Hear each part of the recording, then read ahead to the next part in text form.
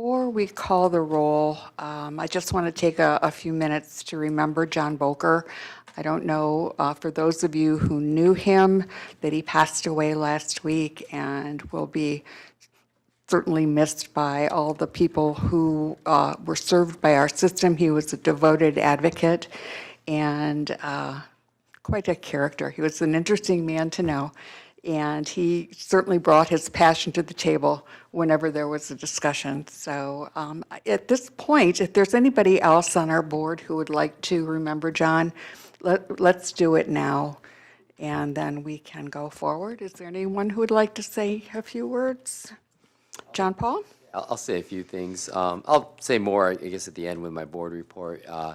But I did know John Boker for quite a few years. I first met him in 2007 when I had read on the Oakland County Board of Commissioners website that they were accepting candidates for the Oakland County Community Mental Health Authority Board, and mental health is always something I was passionate about, and so I just kind of naively applied. I showed up at the interview, and there he was with a whole bunch of other people, and he was kind of thinking in my head, I'm like, who's this guy? He's just shepherding people in to go interview with the Board of Commissioners. And after sitting and talking with him for a few minutes, he says, you seem like a nice young man. He says, how did you end up, applying for this? And I kind of told him about my background with the courts and some of my passions about mental health. And he got my information, and when I found out I didn't get the appointment that time, he contacted me back and he said, let's stay in touch. And we did for the next 2 years, and then when a vacancy became available on the board, he had encouraged me to apply, and I did, and I got appointed. And then I had the opportunity to serve with him for 3 years here on the board, about 2.5 years on the board.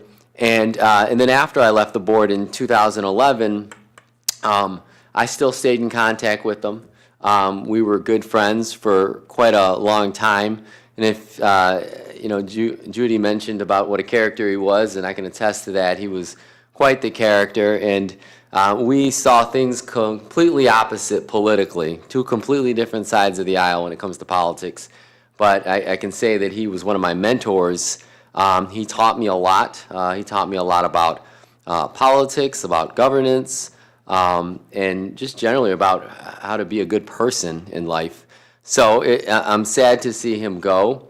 I was looking back, and I think a lot of those who have known John, they call us his bear cubs. He always liked it when we called him Papa Bear.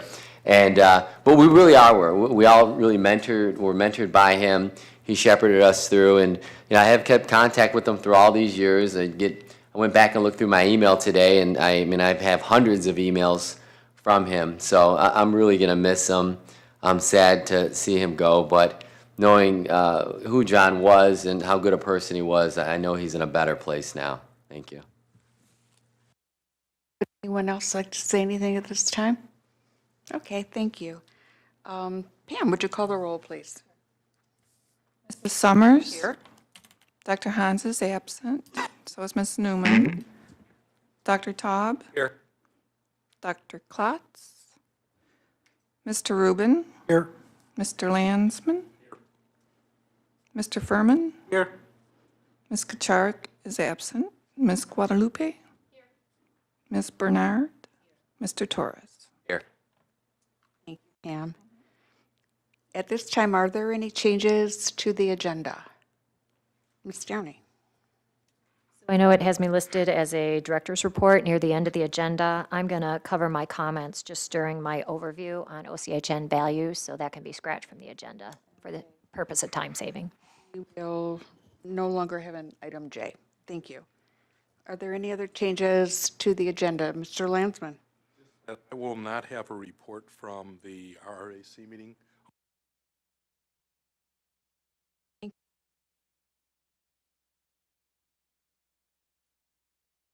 Any other changes to the agenda? Is there a motion to approve the agenda as amended? Mr. Furman? Mr. Rubin? Moved by Mr. Furman, supported by Mr. Rubin. All in favor, please say aye.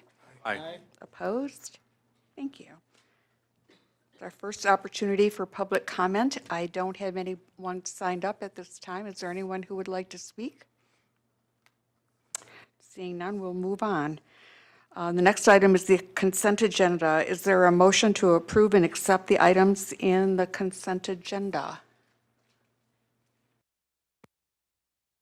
Taub? Supported by Mr. Landsman. All in favor, please say aye. Aye. Those opposed? Thank you.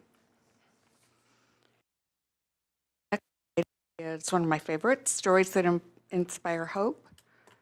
Christine and Glenda.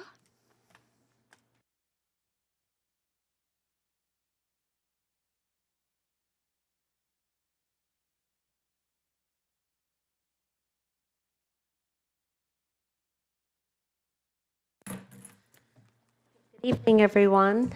I am delighted to have Glenda joining us today. The first time I ever heard of her was actually in a video that was produced for voting, during our voting campaigns. Yeah, look, that was a long time ago. But I was struck then by the same things that always impress me now when Glenda speaks. She's so sincere and passionate, and when she talks about her family, when she talks about this network, it's very heartfelt, and people respond to her positively and are, I think, appreciative of her openness and honesty. So, Glenda Vidash. Good evening. Thank.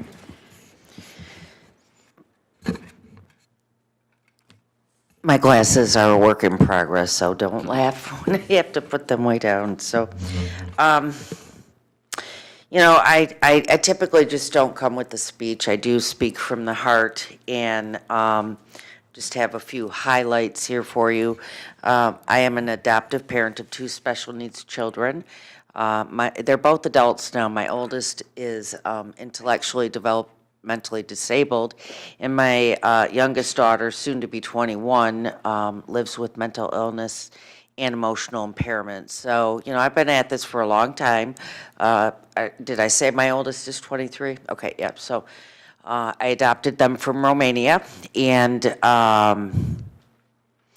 we've had a good life, but there have been challenges along the way.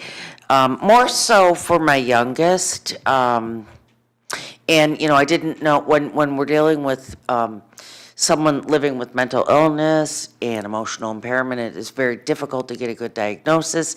It's very difficult to get the right medications, the right course of action. But I'm happy to say that midway through Maria, her life, we got connected into the system, and then this opened the door. We had home-based services through Oakland Family Services. We had, I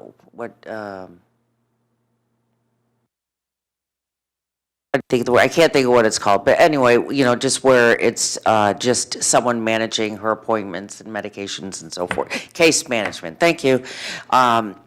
And so we were connected I'm going to tell you what, it was a miracle when we got connected, because I didn't think there was any hope in this world at all. As a matter of fact, I thought, it was doom and gloom, and at the time, we were going through a lot of what we were.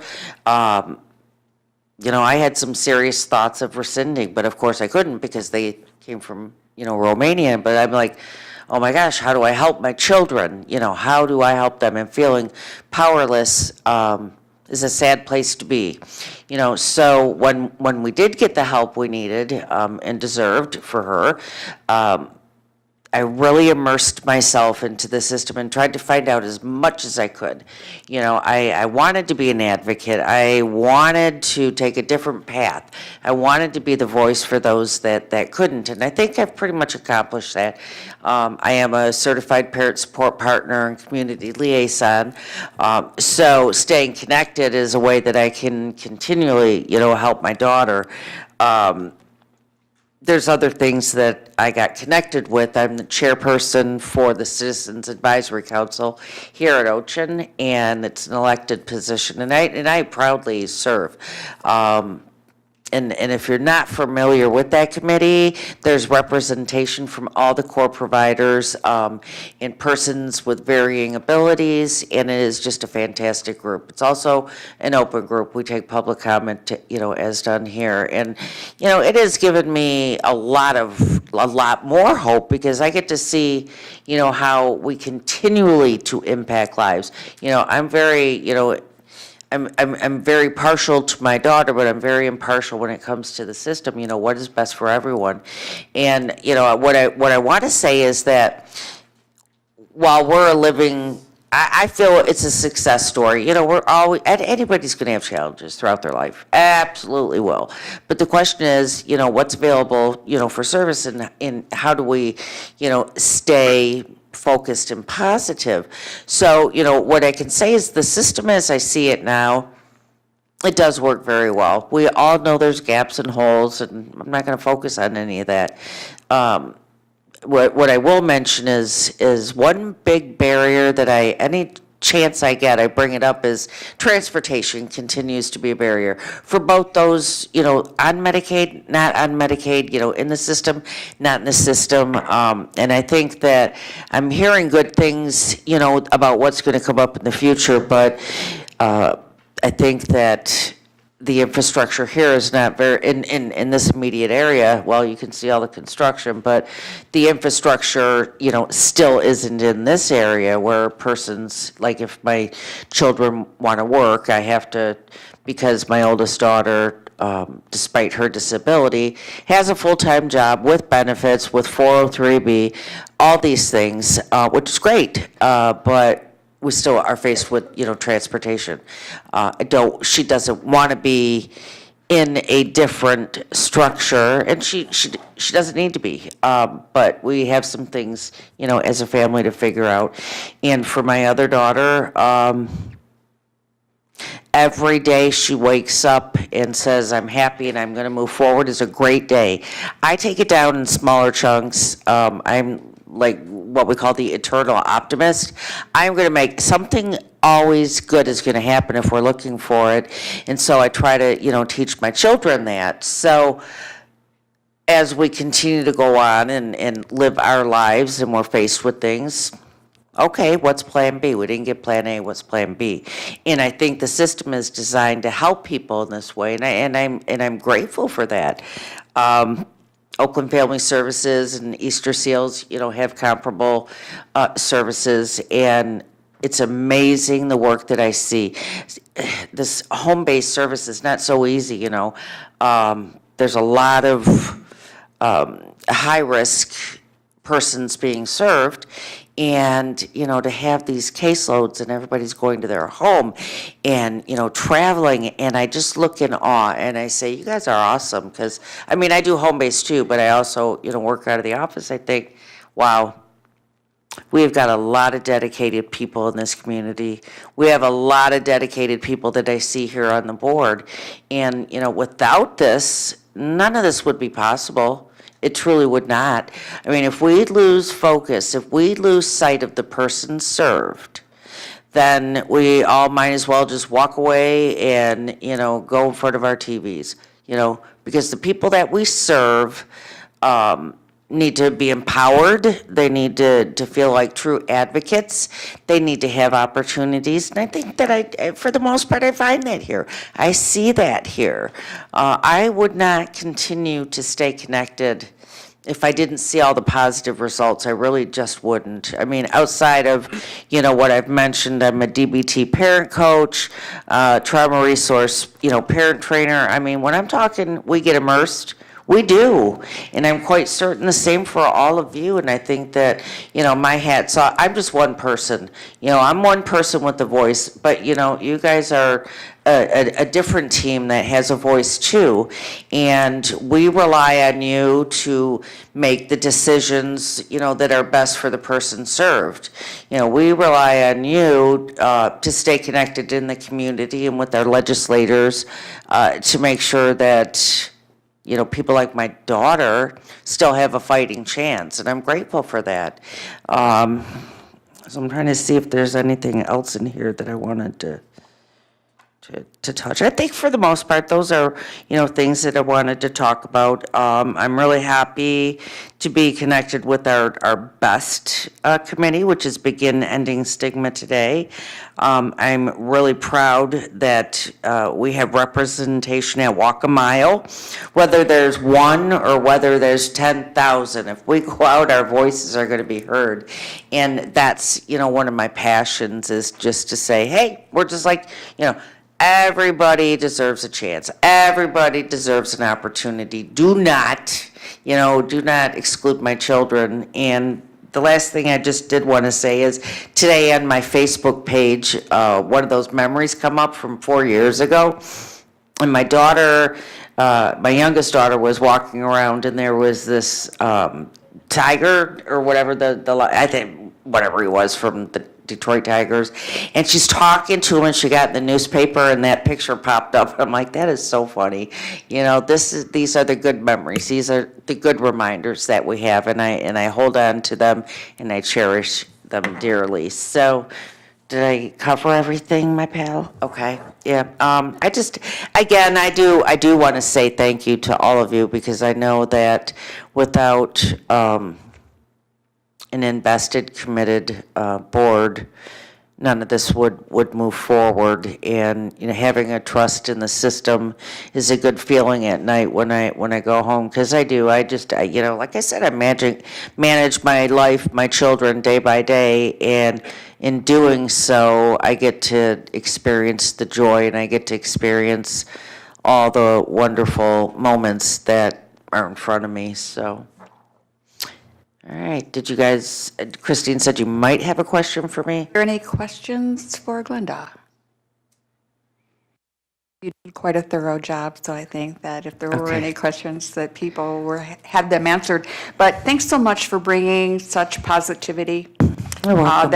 And for sustaining the voice of the people that you know and love, and for making us better. So Thank you. thank you very much for Thank your you presentation. Okay, thank you for your time.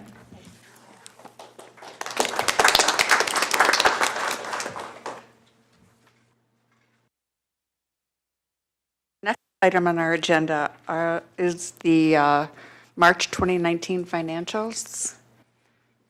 I don't know why Anya always gets the job of following inspiring Thing story, against me about putting all the great stories, and then you can put bringing me up us here. and right I'm like, back to earth. it's like always. Wah, wah. Okay, so I have March financials for you. As usual, I will just cover the highlights and then answer any questions you have. So what you're looking at currently on the screen is the statement of comparative statement of net position. As you can see, the two cash accounts net to about $10 million. Which is a decrease from last month, but as you can also see is accounts payable has dropped materially. So that's just really a timing thing where depending on where we land at the end of the month, how much payables is versus how much cash is in the bank. So the two combined is about $10 million. You can see investments went up just slightly for the month. Accounts receivable remained roughly the same. Due from provider agencies is at about $12 million. So why that's so high at this point in the year is because we have the accruals in there for cost settlements. So if you were to look at due from providers and accounts payable vendors and providers, the net of those two is really the amount that's outstanding due to providers, because the way we accrue them, you have what's due to them in one account and what's due from them in one account. So the net of those is really what's outstanding. Once those are all cleared out within the next couple of months, you'll see just the typical accounts payable balance that sits there. I know a lot of that should be happening, I believe, in April and in May financial statements. Let's see, moving down, interest receivable is roughly the same, and prepaid expenses. You can see the building assets remain roughly consistent, and As I mentioned, if you look at current liabilities, you see that it's at roughly 19 million, but that is a significant decrease from the prior month. As I mentioned, we just paid out some things slightly this month that were higher than the prior month. And then the other side of the cost settlements is sitting in accounts payable providers. Community hospitals is relatively consistent from the prior month. Interest payable does have, we did pay a payment on our bond homes. So as you all know, we own a few residential homes, and we have bond payments that we do. And so that one isn't paid necessarily every month, so that one you do see on this financial statement. And in addition to that, you see accrued payroll and benefits. There was a PTO accrual that was done in March that you see is slightly higher. You'll also see that in the expense side of the expense statement. Moving down to non-current liabilities, you see the mortgage note payable. As you all are aware, we did pay that off in April, so this is one of the last months you will see that on there. The net result of that is not a change in our bottom line, but just a shift from the liability to the long-term asset. Total liabilities are about 37 million and total assets at about 86 million. As you're all aware, we do have a deficit budget for this fiscal year, so that's consistent with what you're seeing here. Any questions before I move on to revenue? Oh, go ahead. Landsman. You mentioned the bonds for the homes that we have, and I know we just took care of it. It's going to be reflective in probably the financial statements in 2 months from now for our building. But is there any value or benefit to us paying off these other bonds, or do we even have the latitude to do that? You know, I actually, to be honest with you, I don't know that I've ever actually seen those bonds. Those were purchased, gosh, I'm trying to remember, at least 10 years ago, I would guess. I'm looking at Kathleen to see if she recalls. I don't remember. Bill Allen was our CEO. Yeah, it was and a we long did it, time so ago. it's that long. So the bonds are a little different. They're a lot more, I mean, I certainly can look into it, but there are a lot more restrictions. Much like our bond on the Resource and Crisis Center, we don't necessarily have that flexibility like we did with the mortgage to pay it off. So to my knowledge, we don't. I can look into that if you'd like to know the answer to that, but to my knowledge, we do not. Actually, just to see if it makes sense, and if it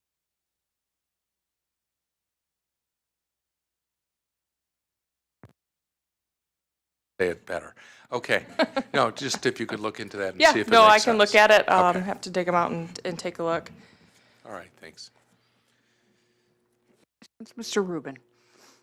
You know, I had that on my question, but I didn't have the payoff thought. But it would be good to see some sort of a schedule of payments on those bonds to find out what the remaining amount is. I suspect if they were taken out a long time ago, and maybe prior to 1988, they could have some value now because interest rates are below what they were then. 2008, right? 2008, yeah. But anyway, so my usual question, how did we make out with the state on the meeting, financial meeting? May 1st meeting? I can go into that now, or do you want me to jump into that maybe after financials and give just a brief summary? Or whatever you want. Is that okay? That's fine. No problem. Okay.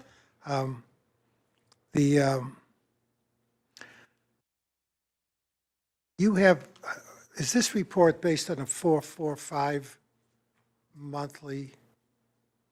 Because it's January, February, and March, so is March a 5-week or a 4-week? Well, March has 31 days in it, so I'm not sure I understand your question. I suspect you're doing this based on a payroll period also. So sometimes there's 5 weeks in a month.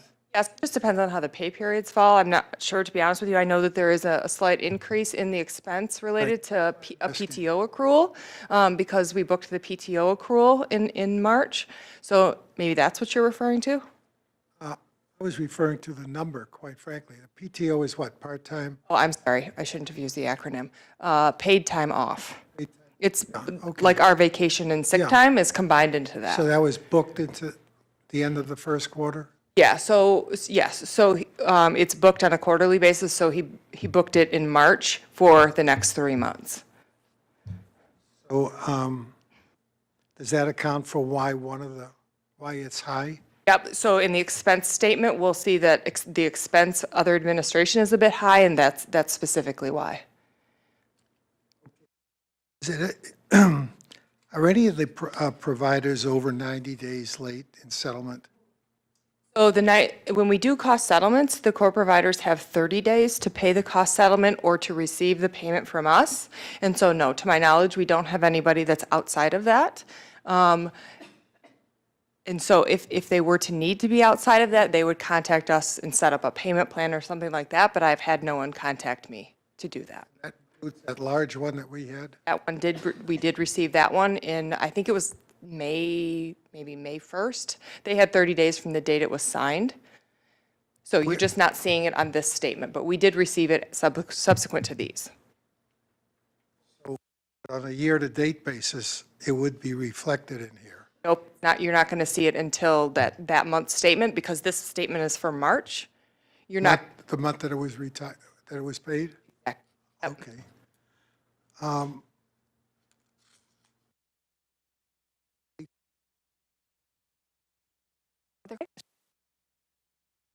I'll move on to revenue.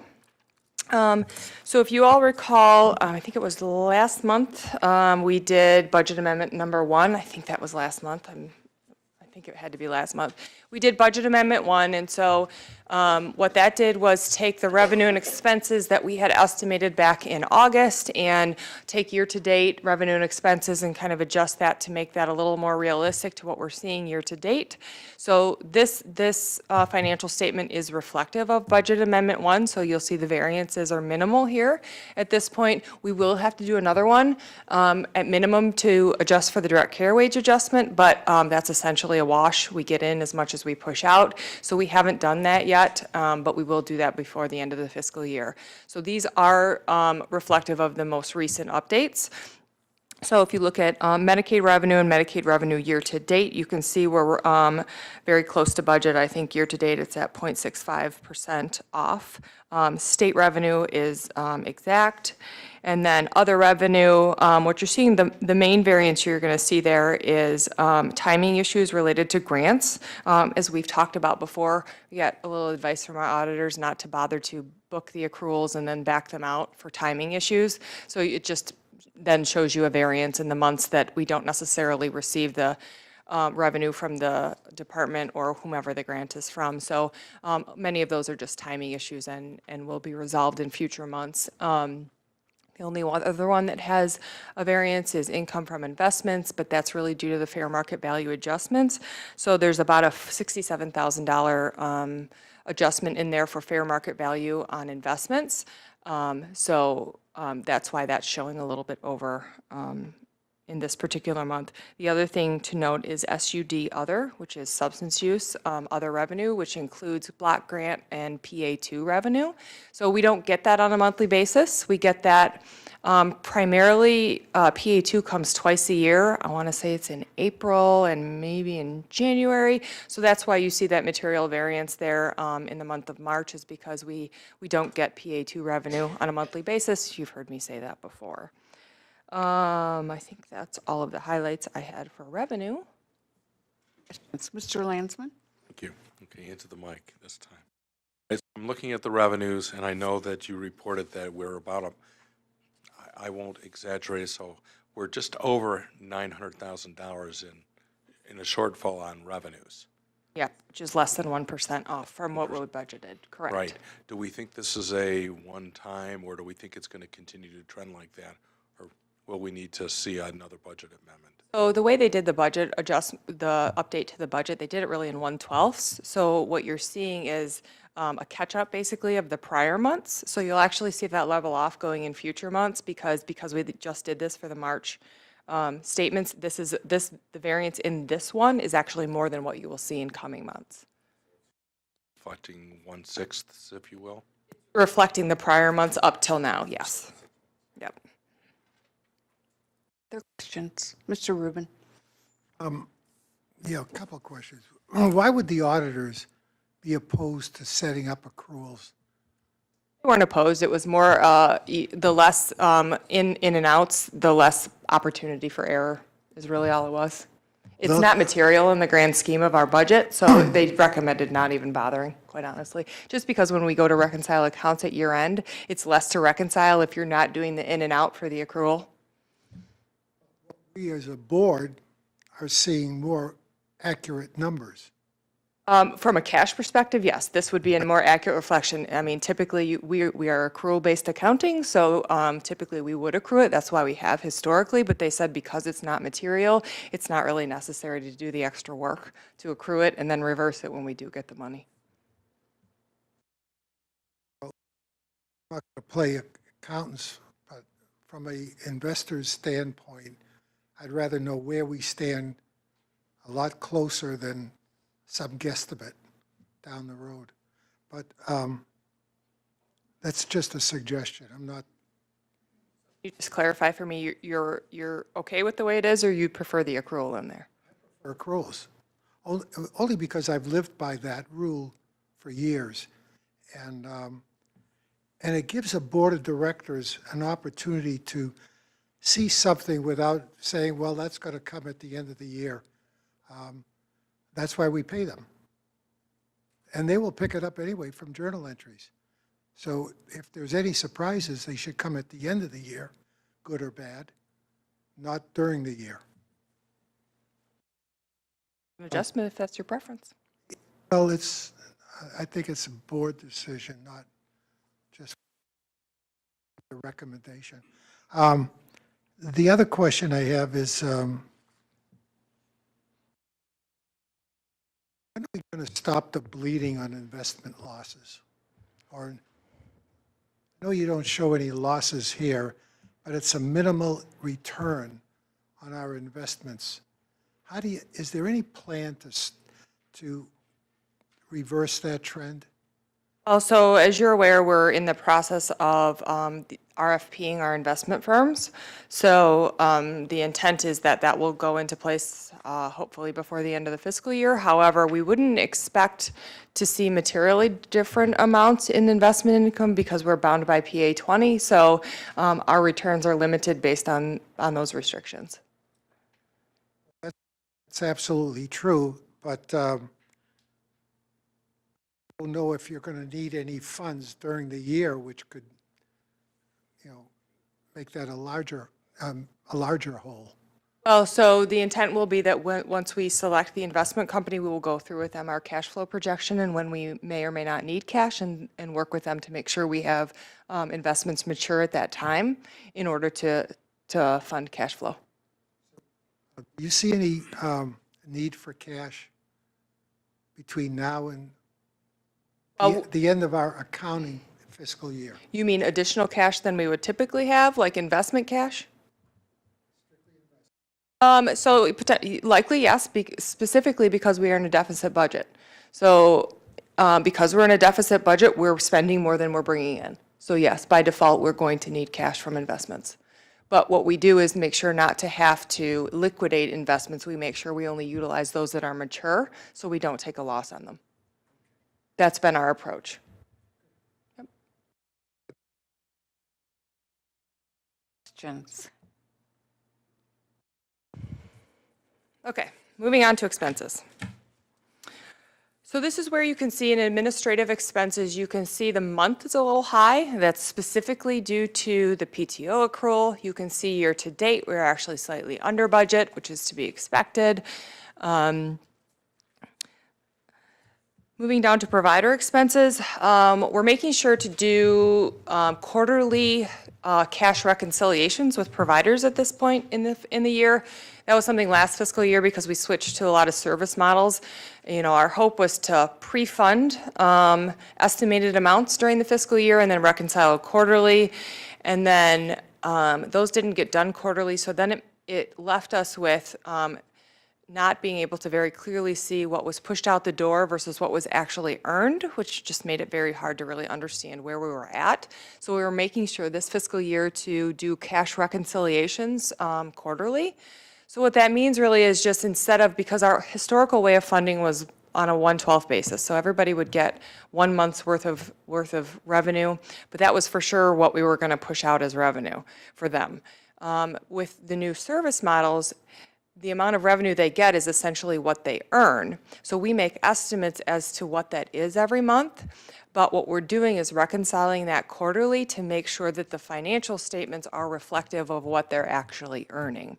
So that helps both me and you better see what's really going on throughout the fiscal year. So certainly for me, I have a better understanding where we sit from a big picture perspective, and you as well. So in point, this particular month, you can see, we're roughly $4 million underspent for the year, and that's because we did go through and reconcile the cash payments that are going out the door. So now I have a good understanding of where we're spending year to date.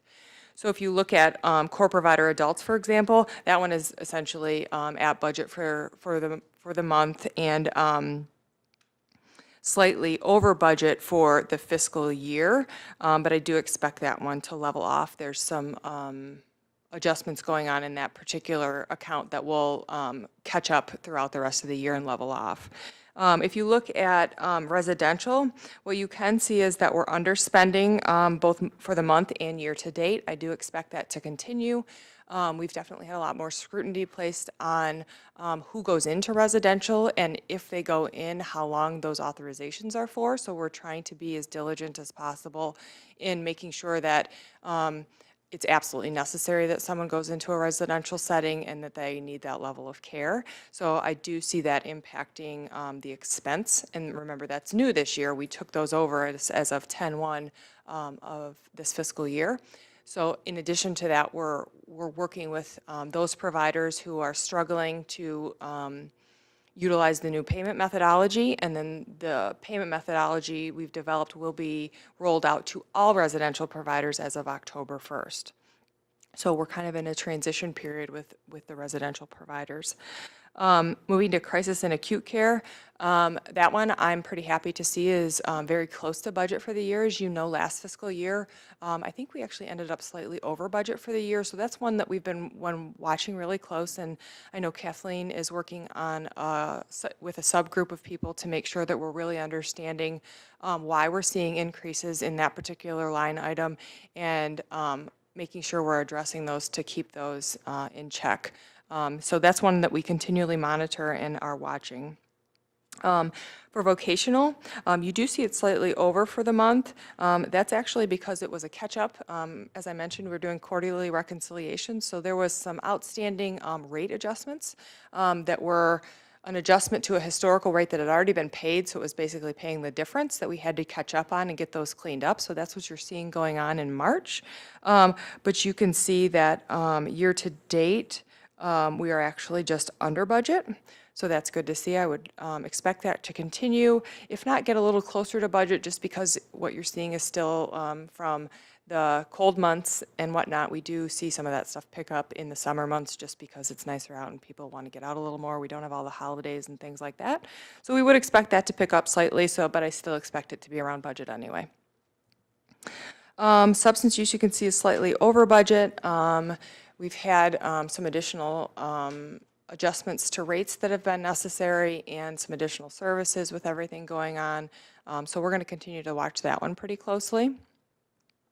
Core provider kids, you can see, is under budget for the month as well as for the, it's slightly over for the year. I think that's a bit of a catch up as well, making sure that we did adjust those rates in fiscal year 19 to make sure that the service models were really working for the providers. So we would expect that to level off for the remainder of the fiscal year.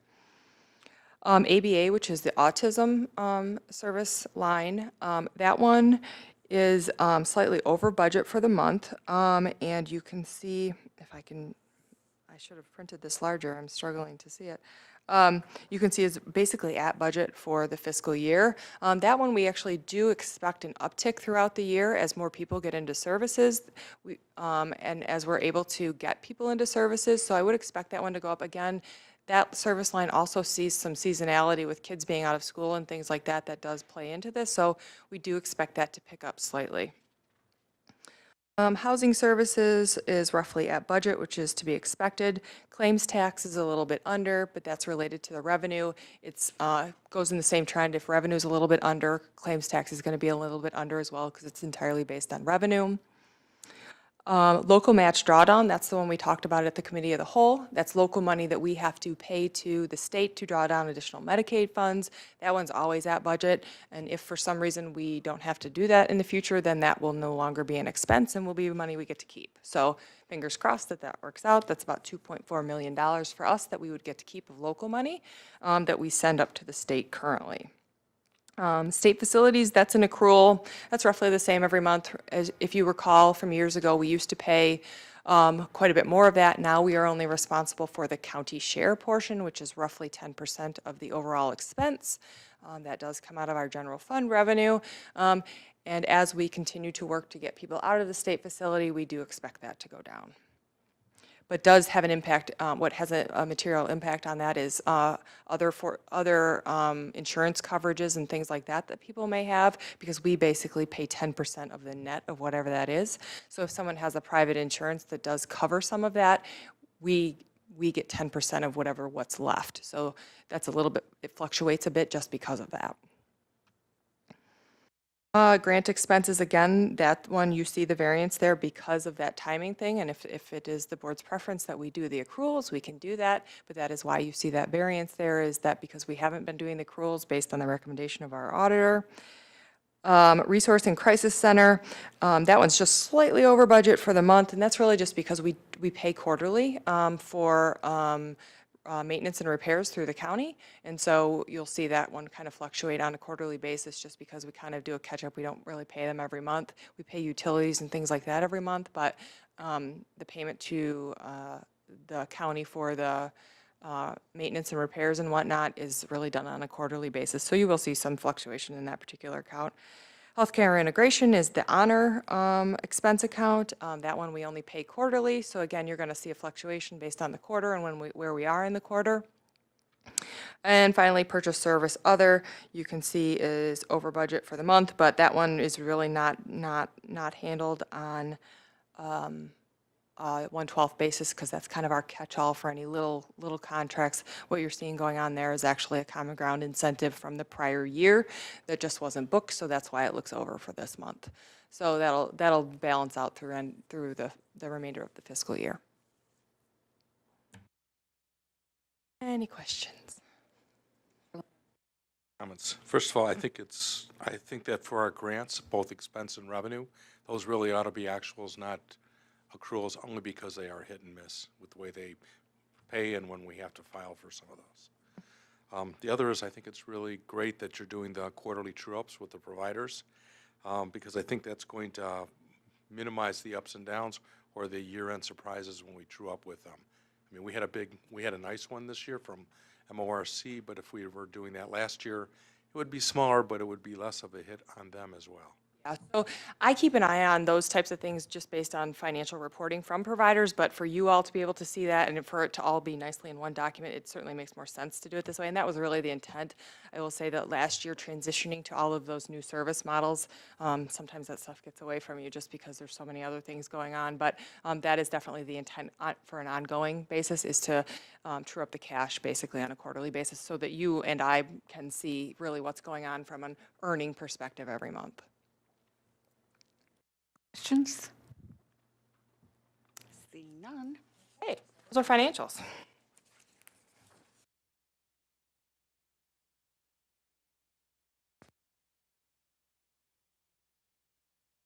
On the agenda again. My agenda shows you next also with the approval. Okay, I'm like, For I thought I contracts. was. So you all received some information earlier related to contracts that meet the threshold for board approval, one of which which being, there likely is not a, that meet the threshold for board approval, one of which is our janitorial services, which was recently RFP'd. You all got the detail of that in a prior email from Annette. And we RFP'd it. We did make some reductions in that. Is it a multi-year contract? I believe it was a 24-month contract. It actually hits 3 fiscal years just because we're coming in the middle of the year. So it hits 19, 20, and half of 21 because it's a 2-year period, but it's half into 19 and half into 21. So it is spread across the 3-year period, but as the rules say, anything that meets the threshold has to have board approval. So I have that one. And then I have one for the consultation services that you all are aware of. I utilized at year end after one of our positions in finance vacated. Now we'd like to do a little revamping of the chart of accounts and make sure that that is done in the most efficient manner possible, as well as the year-end process that myself and my staff go through. It's kind of revamp and take a whole new approach at that because not only has it been taking my staff from November to February to complete, it also takes a fair amount of provider time to complete. So our hope is to make that as efficient as possible because going into fiscal year 20, we will now be doing that process 3 times a year, not just once. So I would, my hope is to make that far more efficient for both internal staff and provider staff, given we will be doing it now 3 times a year. So I don't know if I will be looking for a vote for that. I don't know if you want to do those separately or however I would defer to you. I just want to make a comment. I think next time it would be really important to have some sort of summary in the packet. I think that's just a little bit too much recalling for most of us. We read the things when they come and don't always connect it to the actual activity. So is everybody clear on what Anya is asking? Okay. Exactly. I haven't either. Is that We in our don't, packet? we or- do not, we approve the amount, we don't approve the contract. Okay, so maybe if we took them one at a time and you could do a bit of a recap and we'll take a vote after each one. Does that make sense? Would that work for you? Would that help or no?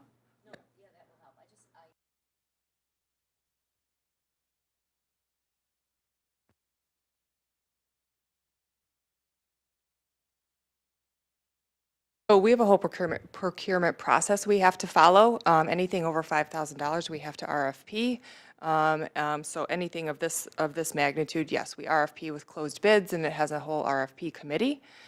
So it's a standard process. We have a procurement policy that has to be followed per the guidelines with Medicaid. Yep. Bernard, would you mind just, Better? Thank you. I'll speak into this, sorry. yeah? Okay, thank you very much. Okay. So the first one, as I mentioned, is janitorial services. It actually is staying with the current vendor that we have been using. We did renegotiate the pricing of that, as I mentioned, is for roughly 24 months, but 3 fiscal years it does cross. We did reduce it some. We decided to remove one of the positions that was servicing our building, but and reduce some of the services we're being reserved. The detail was provided in that summary sheet that you did receive from Annette. The total contract amount I can give you is, I was never just got saying, the I'm packet. looking at the new board members in particular. Did the other board members receive it as an? Okay, we have an email issue then. Okay. It would have been an attachment to the last board update that I did, and I would have sent it to the board. There was, yeah, if you scrolled all the way down to the bottom of your last correspondence with us, there was the attachment. I remember Okay. seeing So that. and this is just going by memory, At the very bottom, but in the no- narrative, I would have said, Anya's going to be presenting this at the board meeting. I'm sending you the detail where we listed what we were purchasing, how much everything cost, the 2 different contracts. But I see so many people looking at me that it's obvious that not everybody got it, so. I just got an email from the help desk about another issue that I was having trouble. If you're sending stuff to our personal email, since most of us no longer have a board site access, they were telling me all sorts of stuff was wrong with my computer, but they found out that Comcast, which a lot of people have, is incompatible with a lot of part of Microsoft 365 and Gmail, and, because they said, well, you got to change your browser to Chrome. Well, that's what is my browser. So then they went back and looked and found out that they can't send attachments to Comcast email addresses, and I'm sure other ones, unless you can do it PDF. But the irregular links that you send, we click on them and they don't open. So that may be the problem. So I'm not seeing Yeah, I'm that looking. attachment was something different that I have in mind, but. The last email I have is from 5/13 from you that has, you don't see For that. anything mentioning about the contracts? no, that just has the Q&A piece. Here. No, It's, from an 5/19. email dated, it says updates from Annette 5/13/19.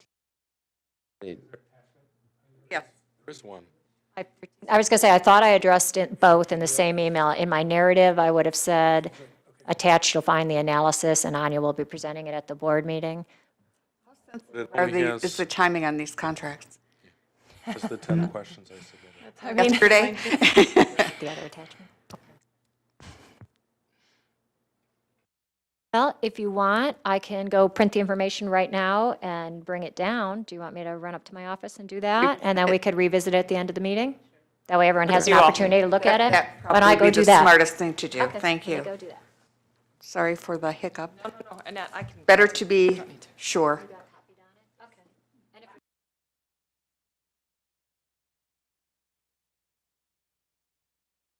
Everybody, we'll figure out what happened. We have to be concerned about things Switching reaching. from having all the board Yes. members on the network to using personal email has come with its own challenges. So that's a variety of different challenges, and we're trying to sort them out. So bear with us. I realize it's frustrating for folks, and we're trying to figure out why it's happening. And some of it is because different people have different memory, different speed, different size of attachments that they can and cannot receive. So these are all the challenges that went with the switch. So we'll see what we can do. Thank you for that accommodation. So we will revisit item D after we have the information in front of us, okay? For now, then, we'll go to the transportation update.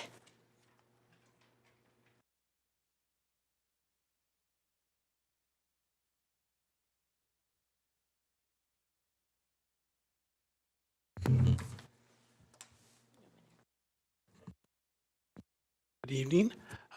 Mike Daly here. And also want to recognize Margaret Topi in the back here. She's part of our work group. She will be presenting again in the future when we have data about some of the activities. Currently, this is an overview of some of the transportation updates and activities that we as an organization have been working collaboratively with quite a few community partners. So we wanted to give you an update and a run-through of some of the activity over the last fiscal year.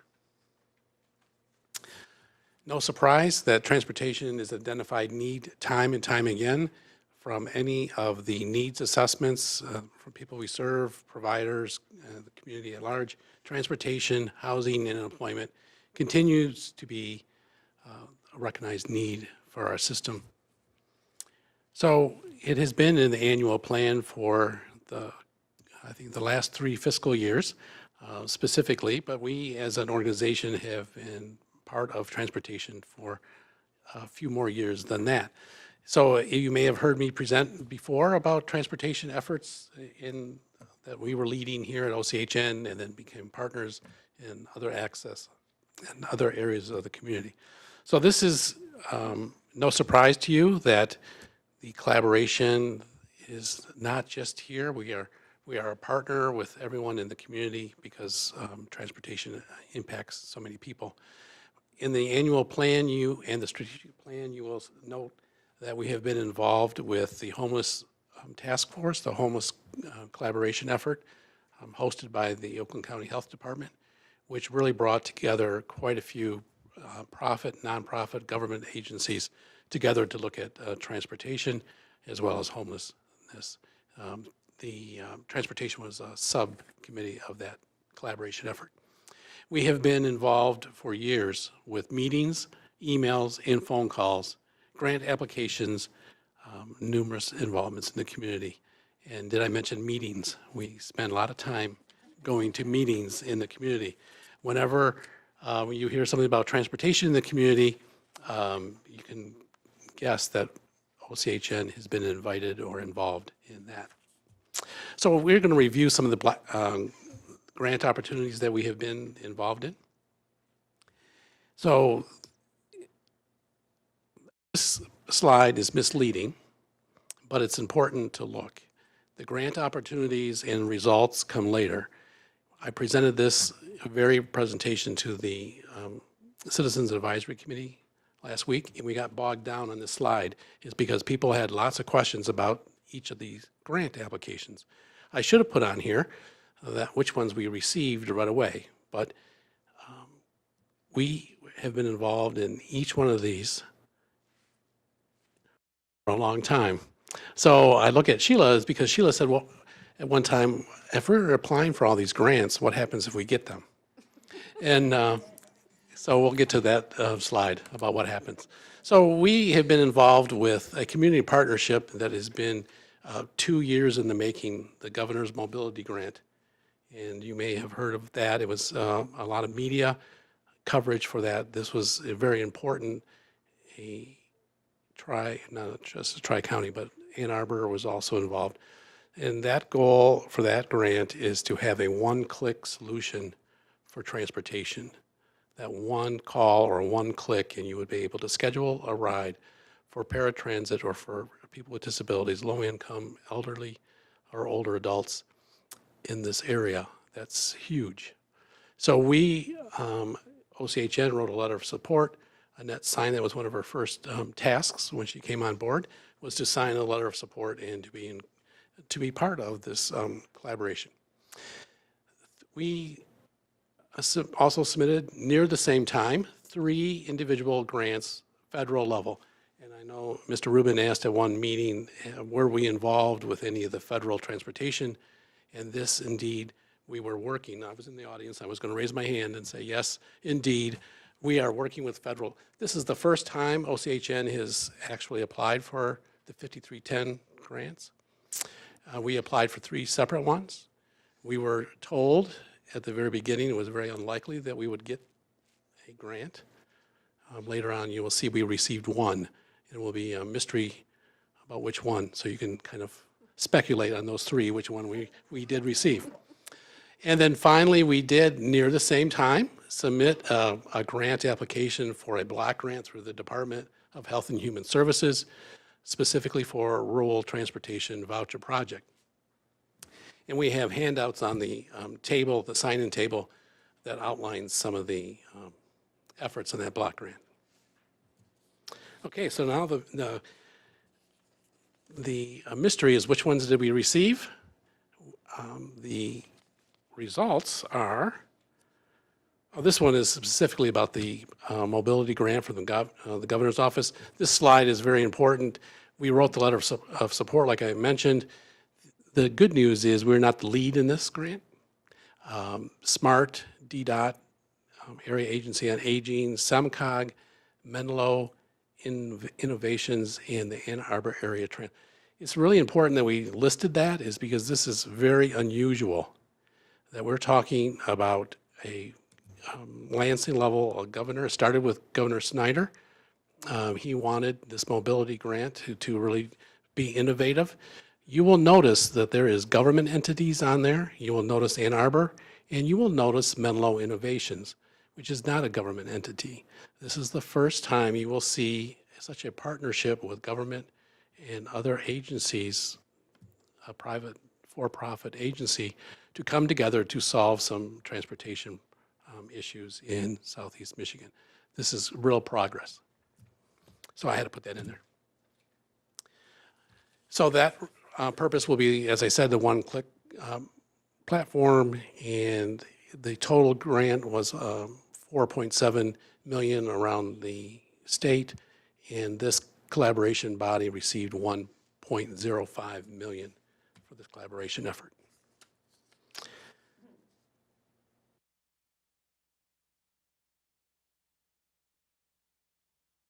As Mike has said, we applied for a 5310 federal grant. This grant was applied through SPART. We did receive the transportation coordinator grant.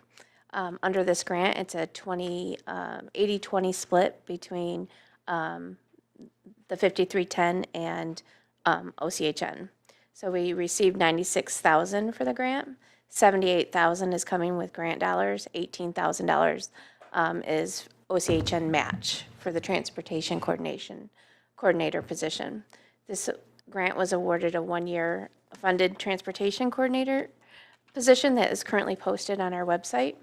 The coordinator position will gather information about OCHN's network, county transportation resources, and report findings, recommendation to our leadership. So what they'll do is really assess transportation as a whole that Oakland spends and in the community, assess the opportunities and provide statistics and analysis to our leadership to see if they can create efficiencies within our network. So that grant is also we have 3 years to spend that funding. So it's not time limited. So.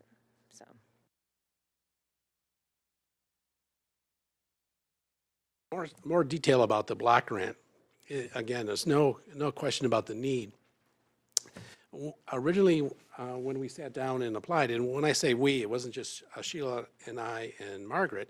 There is a work group that have been working on this block grant, and we believe it's really unique because it is OCHN, Freedom Road Transportation, as well as the Tri-County Veterans Network.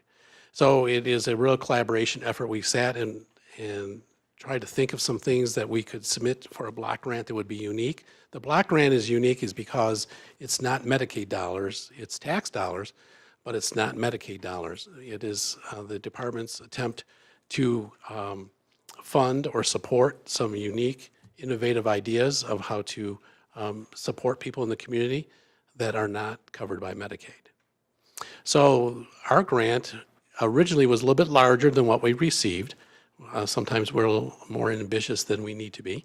But originally we were going to write the transportation, and we did submit the idea that we would do more. We would provide services for people to get to grocery stores, perhaps lunch or tea with Aunt Sue, maybe some going to religious places of worship, maybe going to the movies, doing something besides the limits about health care. So we were trying to really improve people's quality of life.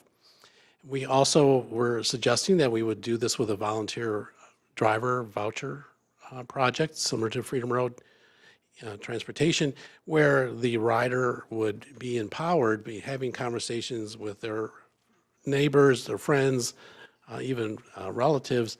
Say, instead of saying, "Can you help me? Can you do me a favor? Can you take me to the grocery store?" If you can say, "I can reimburse you for mileage if you take me to the grocery store," it's a completely different conversation. So because we were including the veterans and Freedom Road, we really zeroed in on older adults, people with disabilities, and veterans living in rural areas.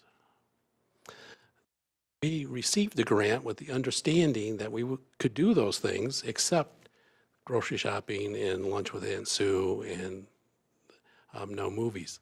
But they did say if we could show that we can get people without Medicaid to and from behavioral health appointments and substance use disorder or substance use treatment appointments, if we could show that we could improve quality of life because of people having access to those treatments, then they will give us the dollars to get this project.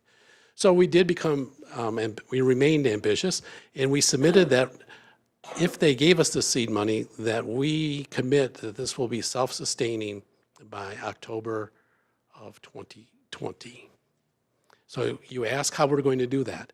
Well, we are, you can't wait to hear. We are going to do this because it's not going to be coming from OCHN in Troy, Michigan. It's not going to be coming from Freedom Road, who's housed in Lake Orion, Michigan. And it's not going to be coming from Tri-County Veterans, which is, their headquarters is in West Bloomfield. The mission of this is to do outreach and work with the nonprofit, the for-profits, the human service agencies, the business owners, the religious community in those areas to develop that sense of support for each other. And so with the grant, we can buy bagels and coffee, and we can bring pizza and salads for different community stakeholder meetings in those areas. We can market this as a real resource of people coming together and helping each other. The veterans are excited about, veterans, helping veterans is a real plus. So we can see that we have the potential of gaining some support so that we can be self-sustaining. That project can be self-sustaining by next year. And we also asked for 5 hours of Margaret's time because the state acknowledged this could be only for non-Medicaid recipients. So we have to assure the state that we are not using these dollars to supplant or replace Medicaid dollars. So Margaret will be spending time when people contact, and all the handout information, the press release has both her phone number and her email. When someone contacts to sign up for this project, she can verify that they do not have Medicaid. That's very strange. Verify that they do not have Medicaid coverage. They can have Medicare, they can have VA benefits, but they cannot have Medicaid. So she will be enrolling them. She will also be doing a short survey, 3 questions about their current status, any appointments canceled because of lack of transportation, which will lend it in October or November of this year. We will be doing a follow-up random survey about how often have you been able to link with your appointments, and tell us a little bit about the improved quality of life. We know that data and information and testimonials will drive those communities to be more interested and willing to support this project after the grant ends. So currently, the work group is met, sometimes with pizza and salad, sometimes not, to do the marketing materials and gather that information about how we're going to outreach to those communities. As I said on the table, there's a press release that was done here by OCHN Community Group, Education Group. So we're working on that. And there's a flyer. I keep saying we, I need not be this possessive. There's a flyer out there, so freestanding. Please take extra copies and not only spread the word about this project, but if you have friends and relatives and colleagues and business colleagues that live in those rural areas, please have them call Margaret so that we can start reaching out. Again, we're not going to go from Troy and pretend that we have contacts in those rural areas, because we don't. So the eligibility, again, non-Medicaid, low income, it's 200% of federal poverty level. So it's twice the poverty level. That's not true. 200%, so that you know that there's if you're poverty level, 100% of poverty level, you qualify for Medicaid. So again, we know that there's a group of people, and the state acknowledges there's a group of people who their income is high enough for them not to qualify for Medicaid, but not high enough to be outside of poverty. And that's the group that we convince the state that if you give us the seed money and the support to get this off the ground, that we should be able to bring some service to some people who normally would not be able to get around because of lack of public transportation. So they have to live in those rural areas. And there's a map coming up, and there's a map on the table as well that talks about the area that qualifies as a rural area. No public transportation. and for older adults and veterans and people living with a behavioral health concern and substance use disorder. There's the map. It's better on the table, but you will see that we've taken the map of SMART.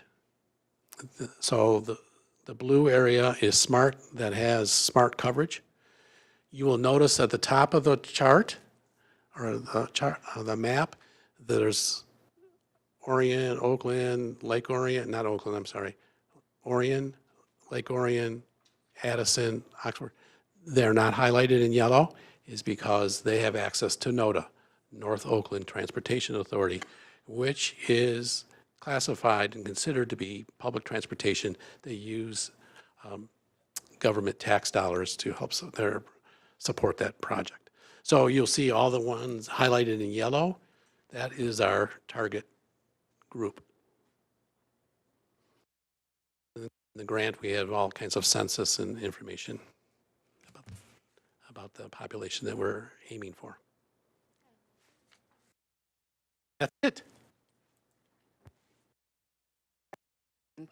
I would imagine there are. Mr. Rubin, Ms. Bernard, and Mr. Torres. So thank you very much, Mike, for following up on my 3-year question, because I think transportation is so important. If we're going to get people out of their homes into a job, into some productive way of life, they got to be able to get there. And I recognize that, and I recognize the need. So thanks to Sheila, is it? Yeah. And to Mike, thank you very much for that. But I have a few suggestions, and I'll tell them to Sheila because Mike will think that I'm out of my mind. So anyway, Sheila and Mike, as I drive around, I see a lot of vehicles just parked in the yards of the people who provide, these services. And I don't know if they're taking a lunch break and they're all parked together, or they just can't afford the insurance, the payroll, and you probably know the rest of the high costs of buying vehicles, et cetera, et cetera. So, because it's a business, and you have the same issues that most businesses have, maybe different categories.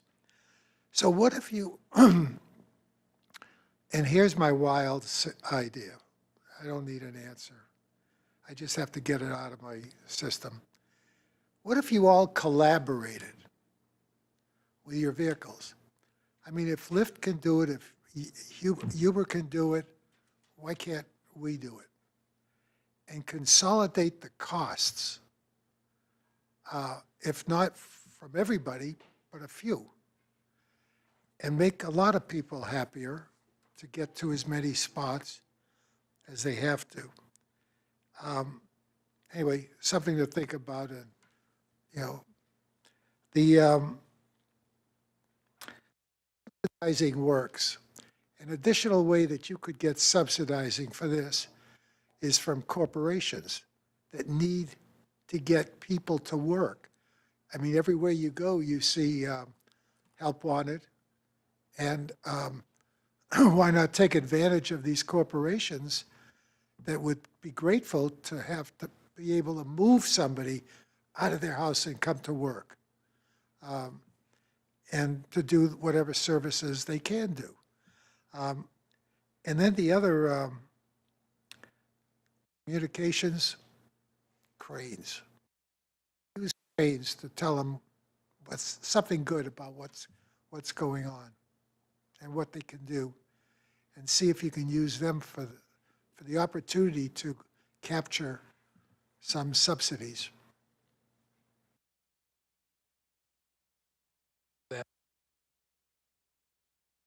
Bernard? So much. It takes a lot of time and effort to create a grant and apply and actually receive it, so kudos to you. So my first question actually has to do with your first grant receiving, and that was let's find it. It's the government The governor mobility grant. mobility grant. So you said you received, I don't know, 1.05 million for the collaboration effort. Can you go into what you're going to do with that and the time frame and how many people you think you'll be serving? The good news is we're not the lead in it. Right, but, did mention that. But the work group, the goal is to kind of do the inventory of the routes, because there's some duplication of routes in this whole metro area. So the idea that's why Area Agency on Aging is on there. They've already started through a grant with SEMCOG. Are they the lead? Are they the lead? No. Okay. It really is a collaboration effort. SMART might be considered the lead, but some other of those participants might take issue with that. But it really is a think tank kind of approach, and everyone did that together, DDOT and SMART. And there is a handout over there, an example of DDOT and SMART conquering some of the partnership issues that they've had in the past, that they now have a one pass for both bus lines, which is huge. So the fact that that collaboration will bring together some honest conversations about some duplication, and if you can reduce some duplication, you can save some dollars. And if you can save some dollars, you can reallocate those dollars. And the software company is in there to be the holder of all this information and create the one click or one phone call idea that all the resources and the transportation options will be in software and will be accessible to anyone. And what's the time frame?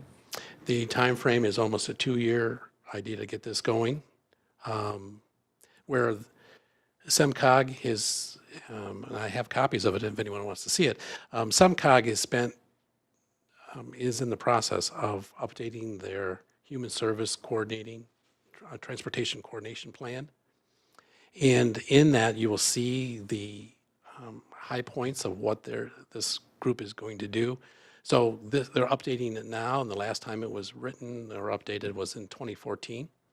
So it is a 2-year project to take it from where it is now with the elements in that plan to show that by having partners, reducing duplication, using the dollars and the resources wisely with some organized one place, not housed in one location, but have a resource in the community.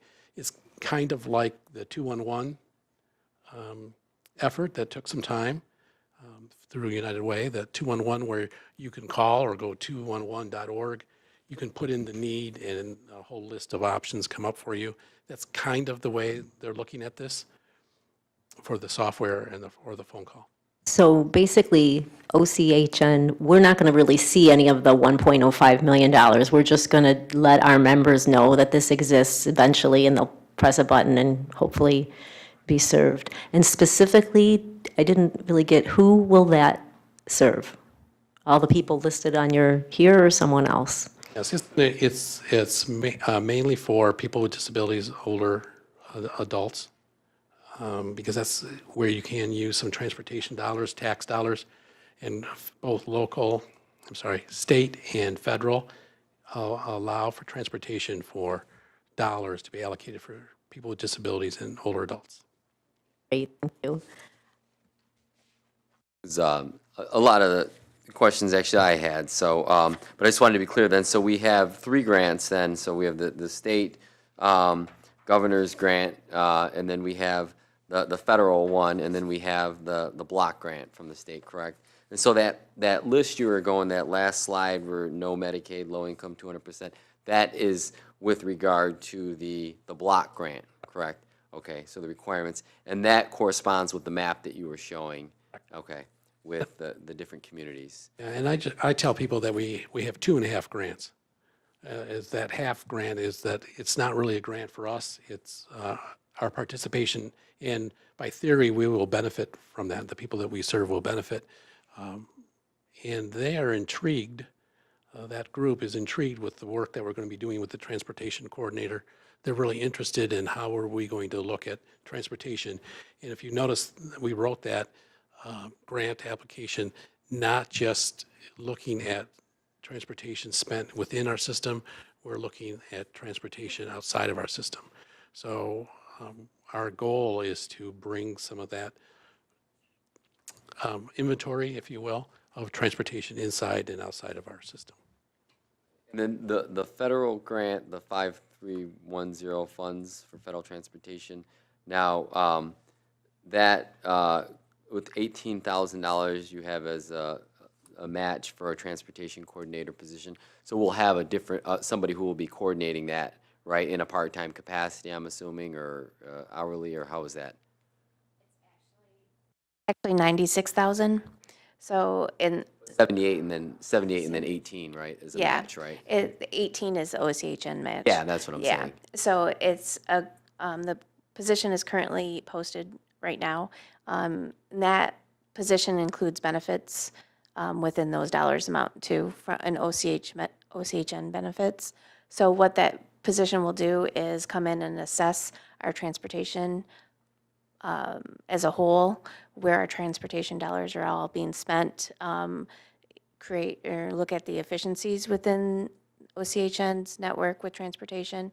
We've also been, I just wrote it down for Mike, we've also had meetings with Lyft and other organizations outside of our organization to see if we could utilize other resources without, one thing we've really noticed is we have a lot of duplication. We have a lot of vans that go down the same street, but going to different Vogue programs or going to different skill building locations. So we want to really go down to the core of these duplication and routes and assess our transportation needs and programs and create efficiencies.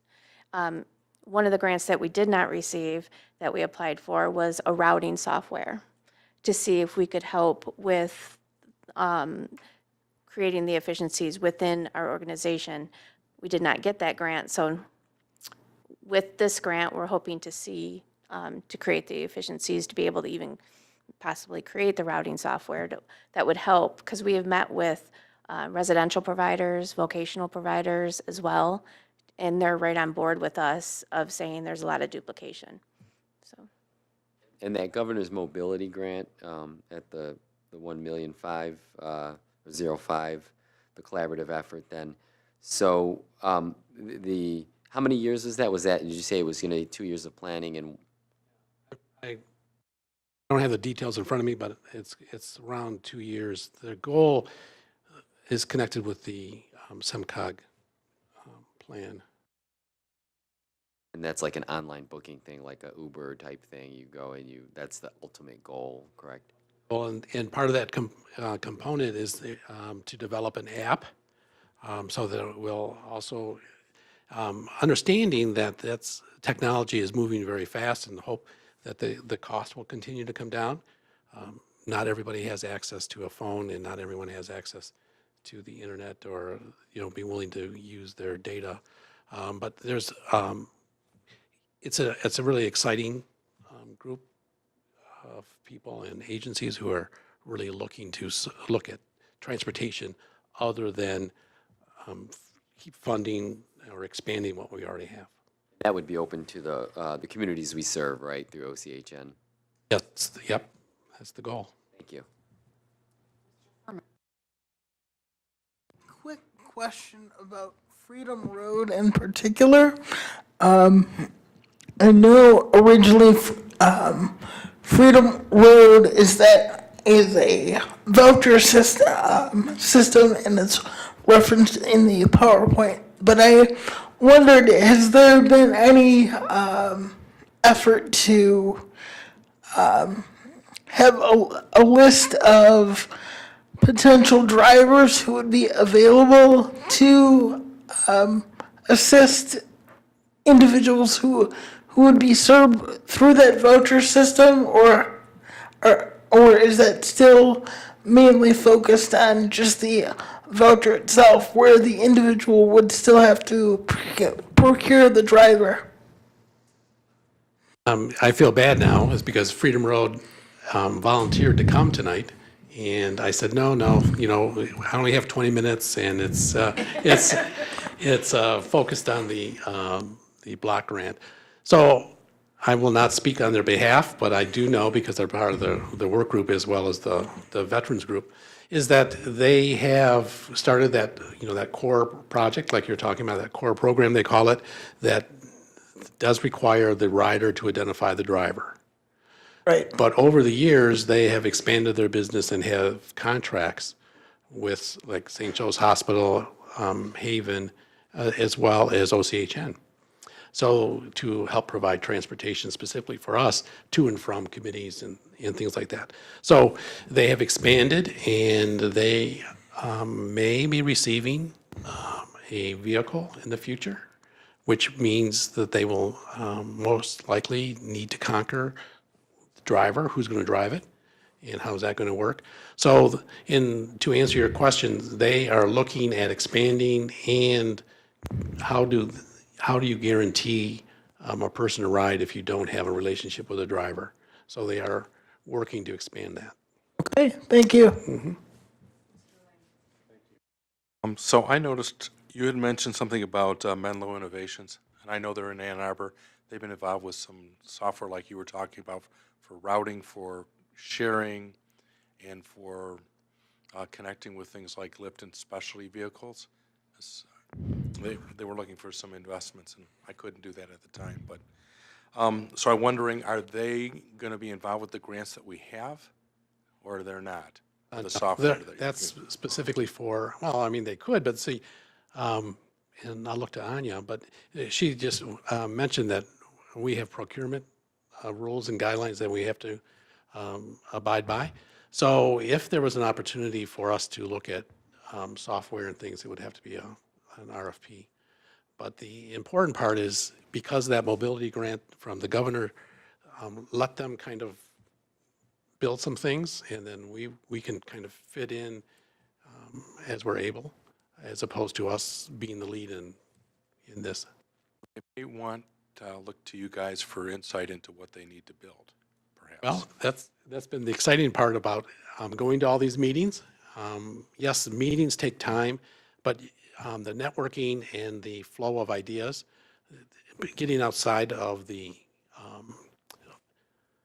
Medicaid, mental health, substance use, I mean, it really has helped us think outside of this box that we're here. But at the same time, they are interested in us. Lyft and Uber, SEMCOG, SMART, everyone is interested in how we manage transportation under Medicaid. And we know that, and I don't know, so don't expect an answer, but Logisticare is going to be up for bid. And so there are a lot of people, agencies and groups who are very interested in how this is going to work, because it has not been as successful Logisticare as anyone would have hoped and imagined. So it's going to be hard to fill if they don't receive the bid again. But at the same time, people are interested in how to improve transportation, not just for the people that we serve, but community-wide. My last question, which is, you guys identified a number of communities that we would serve as our service area, so those that are not getting public funded transport today. I wondered, because there are some exceptions within the existing systems that they can serve within their areas, but they can't serve outside of them. Like if you could get a ride in West Bloomfield, you can't actually get dropped off in Kiko Harbor. Sort of. Hey, it's your voters that chose to not pay for it, for SMART. So I wondered, does this one have limitations where they can only pick up and drop off within those serviced communities, or anywhere, as long as they're citizens of those communities? Yeah, that's a great question. And now thinking, we should have put something more in detail in the presentation, but it would have taken me over the 20 minutes. But the important... That hasn't happened anyway. Never happens, never happens. But the important part is that it's where the person lives. And so it's really the funding grant application for eventually 100 people, 100 miles per month. And so And when the work group started, remember, it was a work group who did this application without even understanding what the state was going to fund. So with the veterans, the feedback from the veterans is people can live in Holly, let's say, but how do they get to Detroit? So we know, and the veterans are very interested in this partnership, is because there are people who need to get someplace, but even if they had the public transportation, they're not going to be able to go cross county. So by theory, this project will be able to do that, because some people will be living closer to Livingston than they are going to be to Pontiac, Waterford, Southfield, Oak Park. So the beauty of this will be the flexibility. The other thing that we didn't mention too much in the slide is not only will this project, this is our goal, this group is dedicated not only to have it self-sustaining, but there's nothing magical about this project that cannot be duplicated in other areas of Michigan. So this work group is spending the time to build the marketing and the framework and the handbooks and the rules and the guidelines and all those things. It should be very easy to take logos off and put and take it around the state. So which is another reason why I'm sure the state was willing to fund this project. Very brief. This is a legal question, and I'm happy that both of you have a seat at the table. Mike, you're great at this, and you've devoted a lot of time. Thank you. The legal question that I have is, and if you know anything about what I'm about to say, maybe you can help out. If we take corporate dollars as a contribution towards this program, first of all, is it legal to do it? And the other question I have is, can we put those into local funds or some fund specifically for the purpose? And do we have to share it with anybody else? Keep those funds in addition to whatever other funds we get, and keep that for local funding for Oakland County. Not sure I'm going to be able to answer that, but I will tell you how the work group is looking at this. The work group, and you'll see on the handout and the flyer that OCHN is in the small print at the bottom of the flyer. Freedom Road and the Veterans group is at the top. That the commitment of this group is that they are the lead and we're the support and the cheerleaders, OCHN is. So traditionally, from my experience, going around, every time I wear OCHN or then CMH, that people saw us as bringing money or something to the table. So the beauty of this grant is that we're not bringing anything to the table except for 5 hours of Margaret's time, and which is paid for by the grant. Our time, that's a donation. But this is a real unique situation where Freedom Road and the Veterans Group is in the lead. And by having them empowered to work in those rural communities to build that collaboration without OCHN, because we do not want to be the path of least resistance.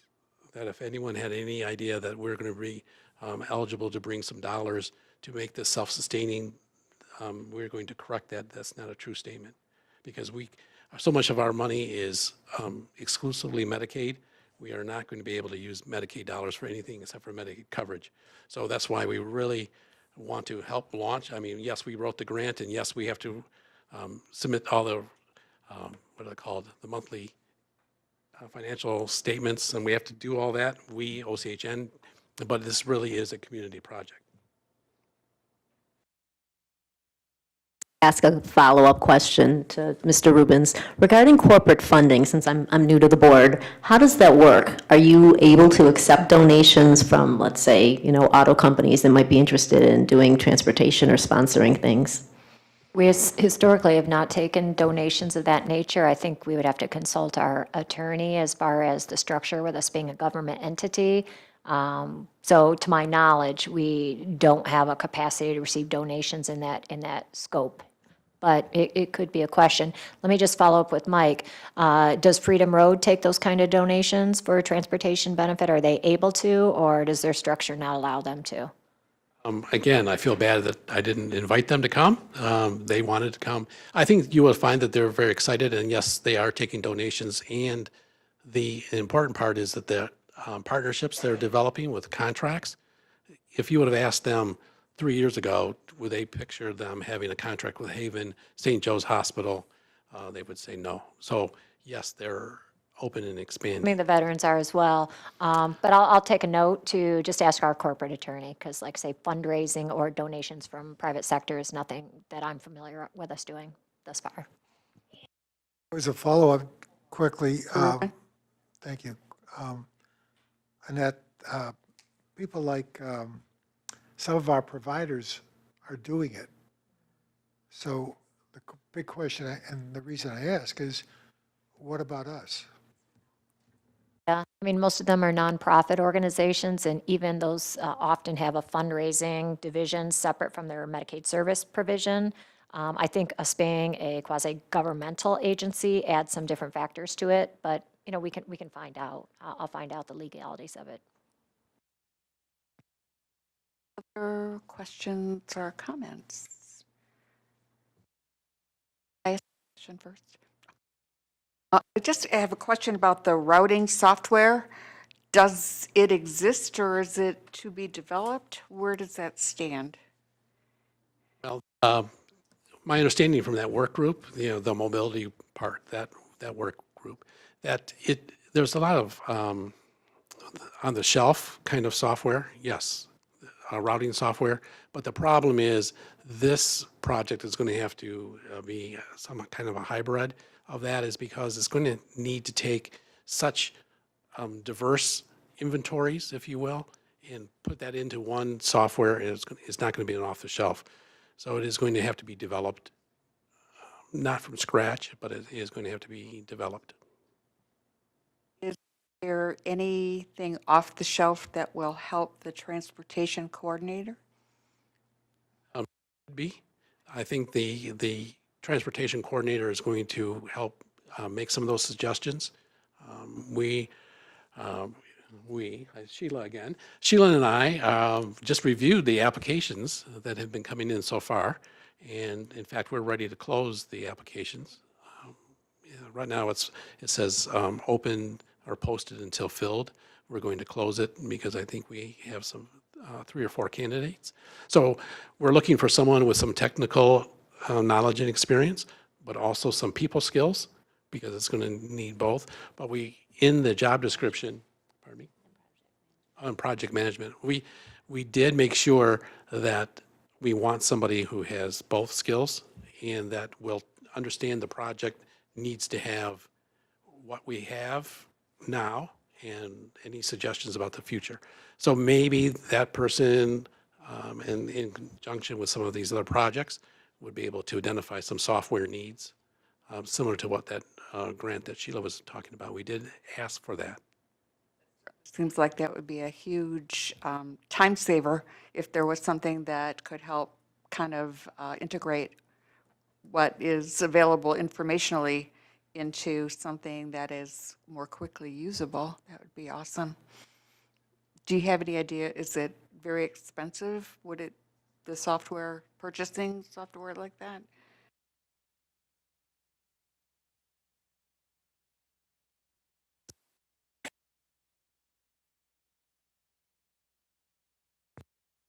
Sheila keeps turning around, so I'm like, do you want me to come up there? We don't want her I to get didn't a just want to kink in her jump neck. to the front or start talking from the back.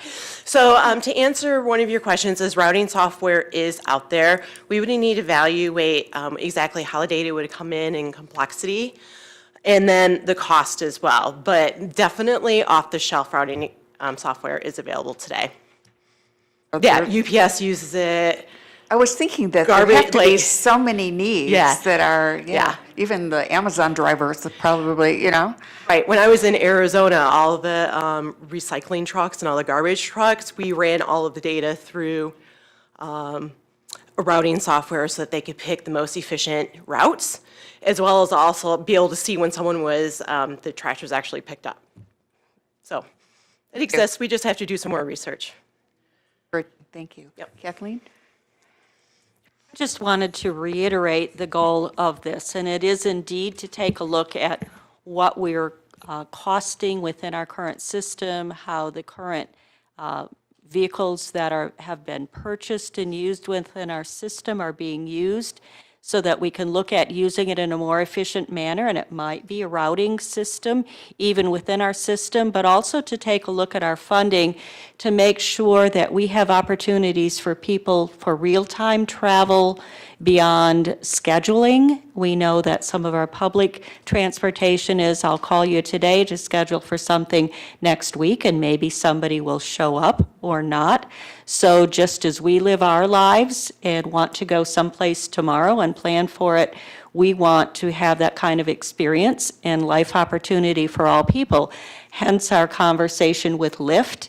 And many of you know that Lyft has become, as well as Uber and other organizations, become more and more involved with health plans to make sure that people get to their medical appointments. Many of those for-profit organizations are crafting services and contracts specific to people's needs. And so we have had those conversations. We had the director or CEO of the Michigan, Ohio region in our office to talk to him several months ago, and we were very encouraged by what he had to say and where they were headed. He indicated he would go back to their corporate office because business is business, so they needed to take a national look to see where their organization might go. We know there's a market here. We want to be part of that conversation, and the outcomes for people is real-time transportation for real-time needs. So we do have a commitment to that, and we want all the board members to know that, our public, and certainly the people that we provide services to. I'd just add something to that. When we did talk to Lyft, one of the things, and Sid, you had mentioned it as well, is using not so much private cars, but even the existing vehicles that are out in our network, and being able to use those, for example, with JVS or other providers, and be able to get to that real-time solution, because you would have them, being comfortable with people in our population, but not only that, having the vehicles that could accommodate wheelchairs and other needs, which we also thought was really important, because they did say that that is something that can be a little tricky for them in getting the accommodation.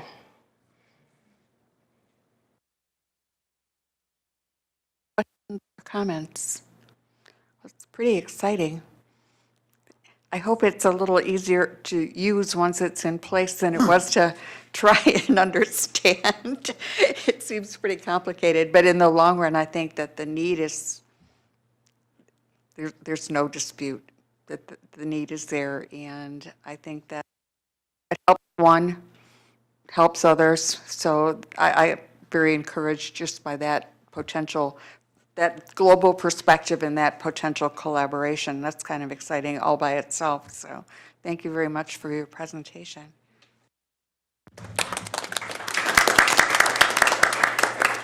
Okay, I'm going to do a quick housekeeping thing here. First of all, I misspoke. The email was on May 8th. If you want to look in your May 8th update and the attachments, you have to scroll through the entire update, but it came through. I have it. And also, Anya, if it's okay, that we'll do your presentation on the contracts just before we do the presentation from Annette, if that's okay, so we can get to the Rights Advisory Committee appointment next.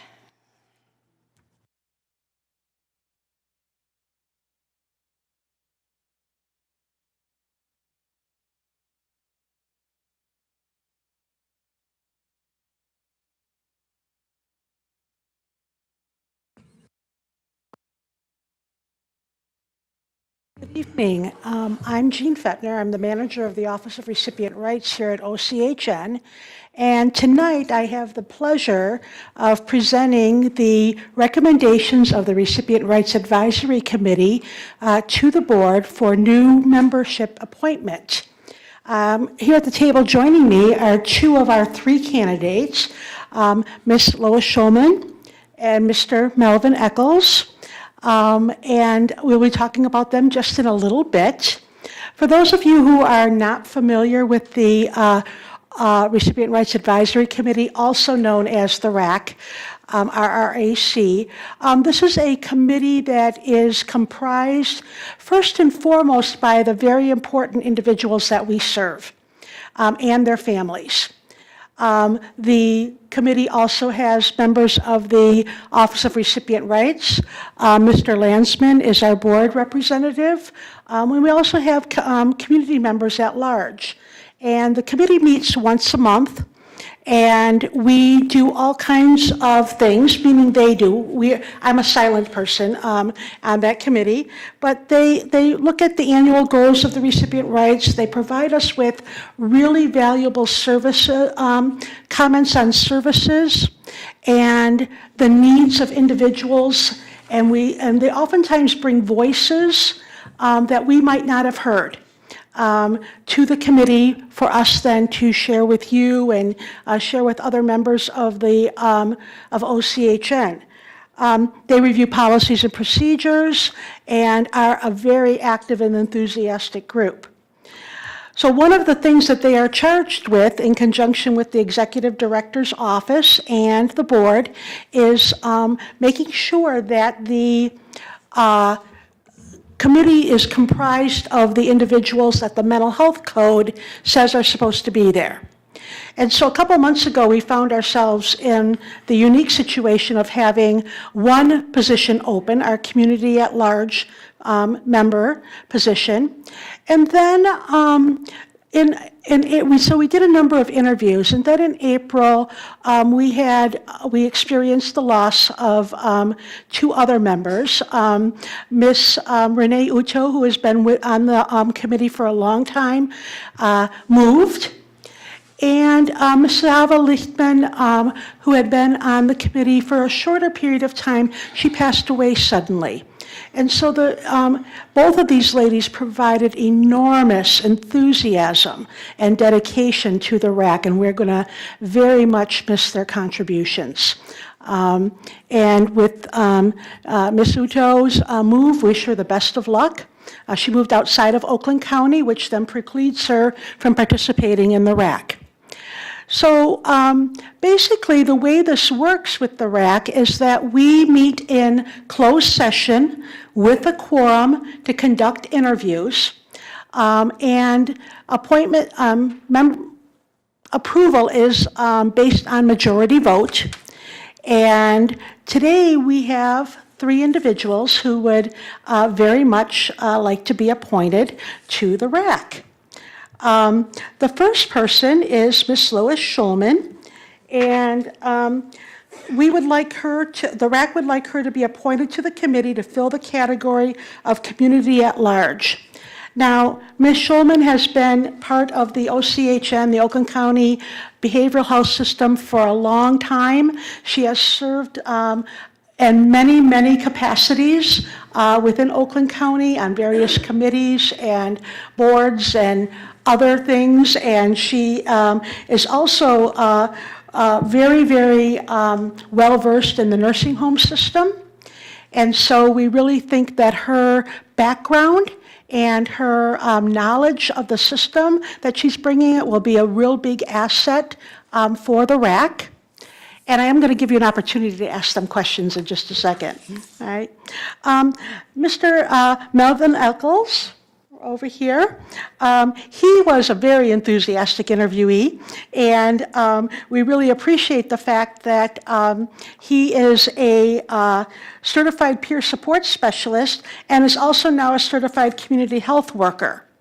And he has worked with individuals who are homeless, people who are in crisis, and he is a strong, strong advocate for people that we serve.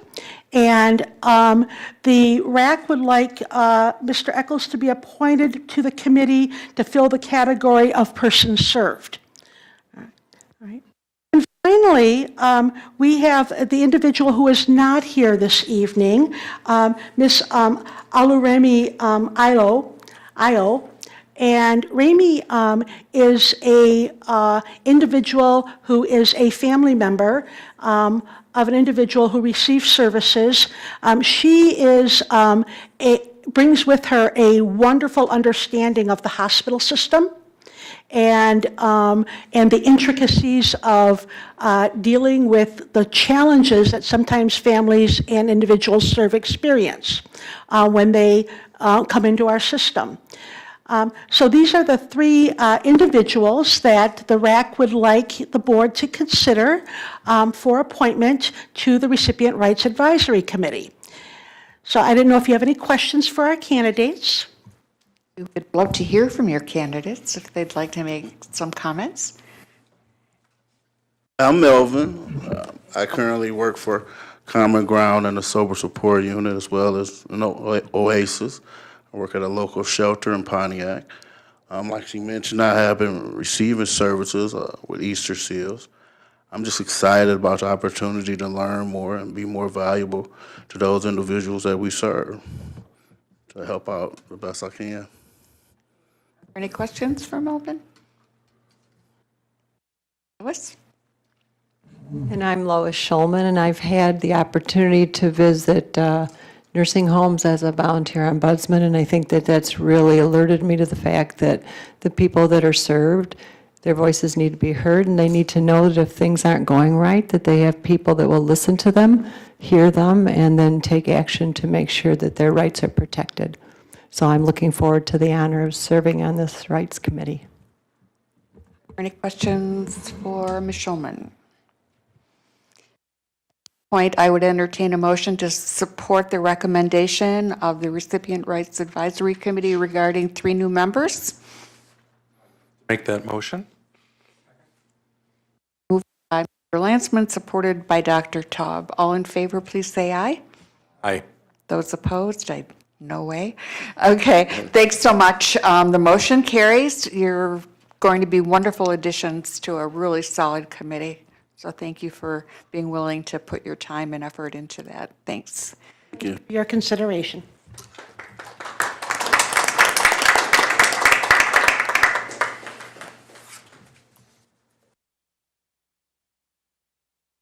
Next item is the May's Mental Health Month proclamation.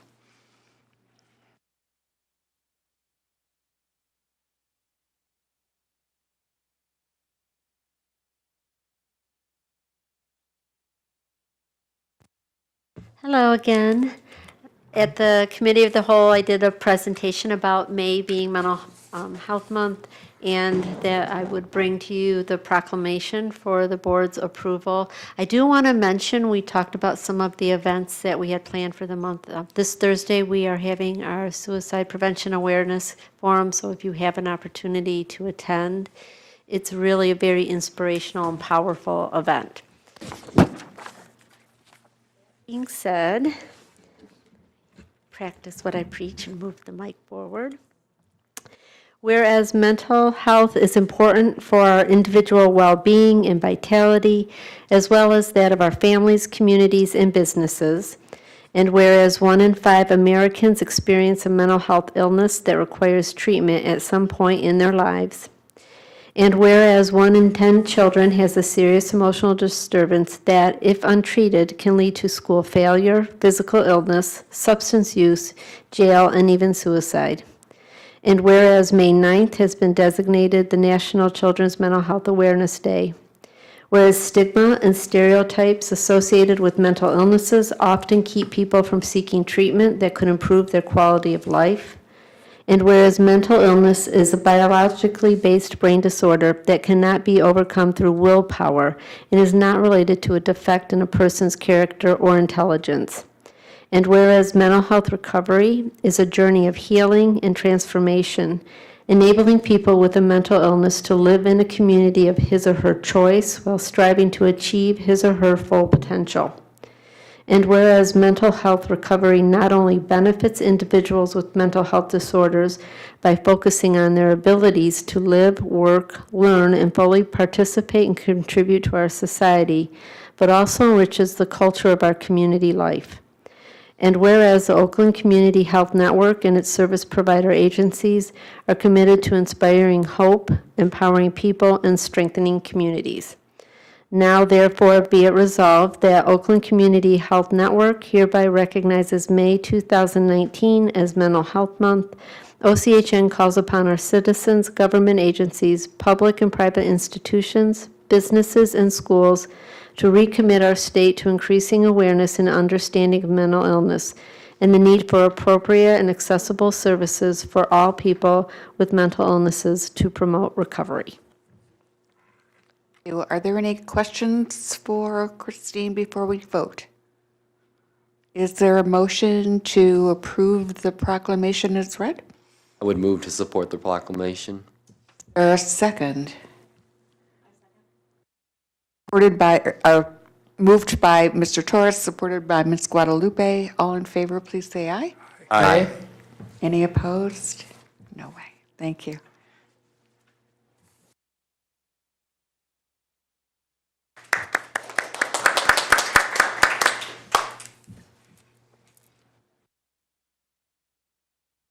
If Anya, if you are so inclined to revisit the contracts for approval, maybe you could just go through each one and we'll vote on them separately, okay? Just to make sure everybody's clear. Helpful when you have the documents I'm referencing. Right. We'll maybe try that a little differently next time. So the first page of the document you now have, the janitorial contract that I was referencing.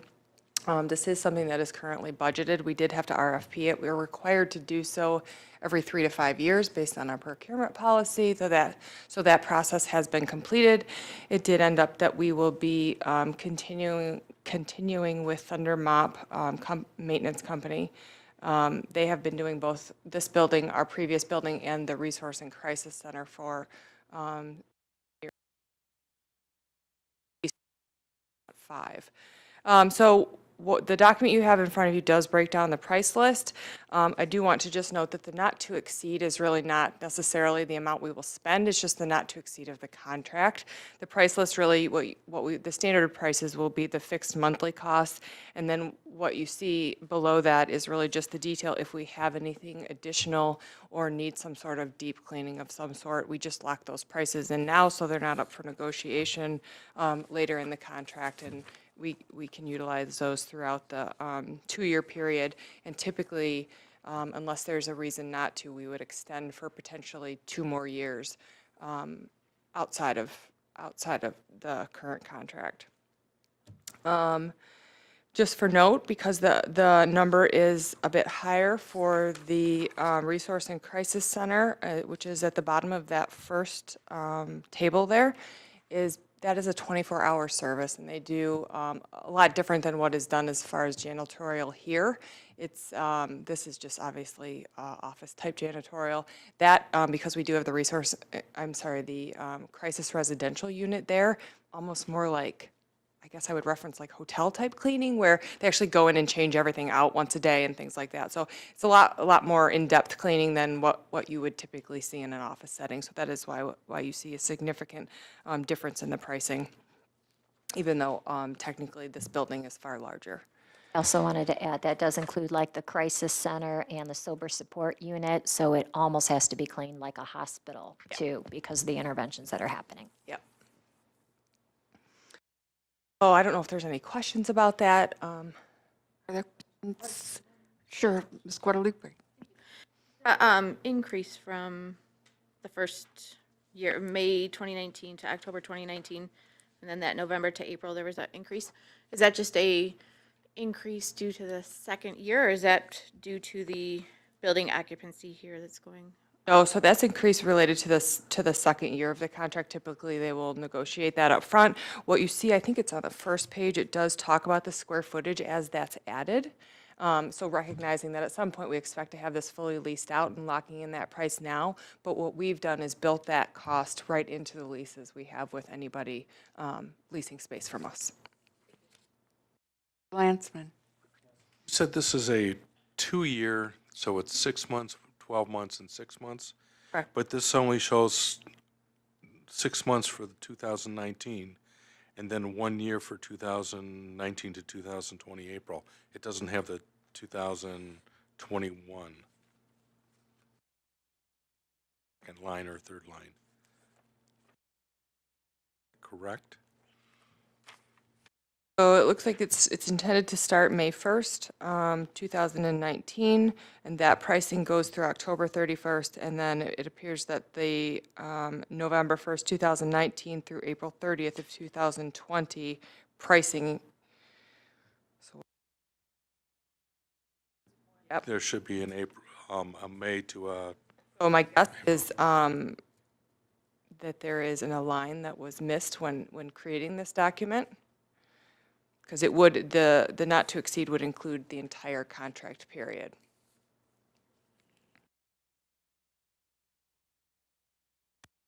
On the, can I, attachment A, on that first page, it says it's only through May 31st, 2020.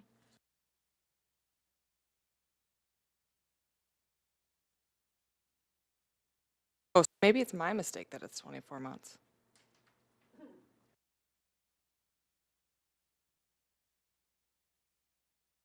Pricing would be for one year. The contract, so let me clarify that. Attachment A's that we reference are for 1 fiscal year typically.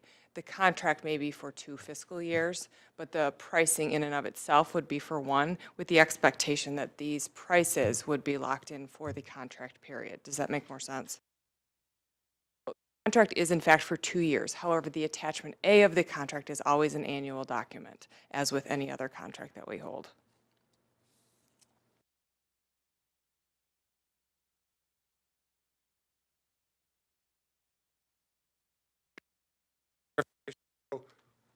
I understand we're approving a 1-year contract with a 1-year extension? Are we only approving the 1 year? Nope, contract is for 24 months.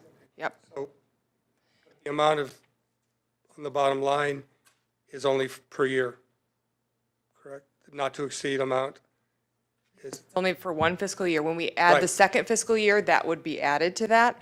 We, like I said, we only do it, the contract attachment A's for 1 fiscal year at a time. So when we were to do the second fiscal year attachment A, that would be added to the original not to exceed amount. Does that make sense? we're approving both The attachment contract A's. is technically for two years because we don't typically renew these annually. Everyone clear on that? So it will be amended for the next fiscal year with a new attachment A for that fiscal year. But we won't have to approve it because we're approving both. I will, because I will build it in the budget, it won't be outside of the typical budget process. That's why this one kind of ended up special, is that it's outside of the standard budget process, so I thought we'd bring it. Sorry.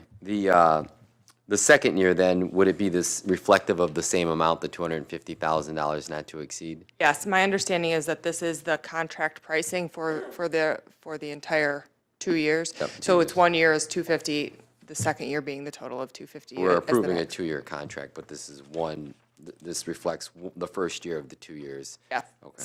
The finance documents are always only 1 year. In Then- case our funding changes, it gives us the opportunity to adjust that. Okay, and then just for clarification, because I'm new,